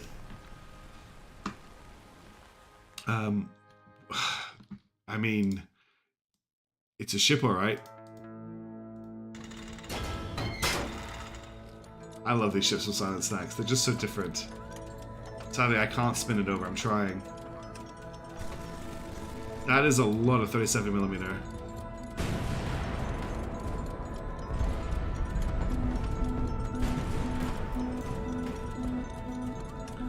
Single thruster over the top of the F, I know. Well, that's the Garati. The Lord Governor's flagship is a giant flying F. At least it's not a giant flying middle finger, I guess. All right, that's that. Let's check. It's bang on budget as well, which I think is hilarious. That is the Ludicrous from Silent Snack. And last but not least, we have the Hussar from Sunny or Tacos. Let's check this. Oh, do I have something from you for this? Hussar. Not in this document. Macaw, Crow, Grant. Hussar. The Hussar is a product of a single man, an engineering auteur who saw building the ultimate, unquestionably supreme warship as his way of giving himself immortality within the pages of history. The Hussar was barely past the first stage of construction when the Lord Governor arrived, but so impressed by the man's conviction and ingenuity, the Lord Governor granted the engineer every resource he asked for in the construction of his magnum opus. Bemoaned by that as a white elephant, costly beyond belief, and inefficient, the Hussar is the first and only in its class. But in the eyes of its creator and the Lord Governor, these things do not matter. To the Lord Governor, the Hussar is a supreme, unsubtle, and singular example of the power of the gathering and the ingenuity of the Garati. So powerful a symbol, the Lord Governor made the Hussar into his flagship. To its creator, the Hussar is the complete and utter fulfillment of his vision. A grand, impenetrable behemoth of steel and fury that could easily sweep aside combatant and combats might encounter. Indeed, the creator so confident absorbed his creation that he serves upon the ship as his chief engineer. The Hussar might survive past him, but if the Hussar is to meet his end, he will go down with the ship. One of them was a giant middle finger, actually. I think it was. I think you're right. There's been so many ships. Wow. We didn't do it. 4 squalls again. No one has put more firepower than 4 squalls. Look at this. Look at the bridge. The armored shell for the bridge. That's cool. Lots of Vimple. So this is actually an interesting design idea because it has the Sarmats for heavy damage, but it has the Vimples for getting through Palash, which is becoming a bigger and bigger thing in this meta. Yeah, look at all the fuel tanks. Look at all the fuel tanks. 4,700 kilometer range, just under budget.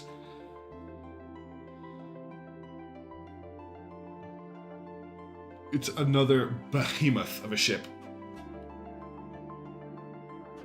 124? What did I say? No, I just said 4. I just said 4 squalls. What did I get wrong, Chaos? Oh, the few keep in one ship. Yeah, I was just meaning there's no one's got more than 4 squalls on. It's not Highfleet FTL music, but it's very similar. It does make me think of Highfleet a lot when I hear it.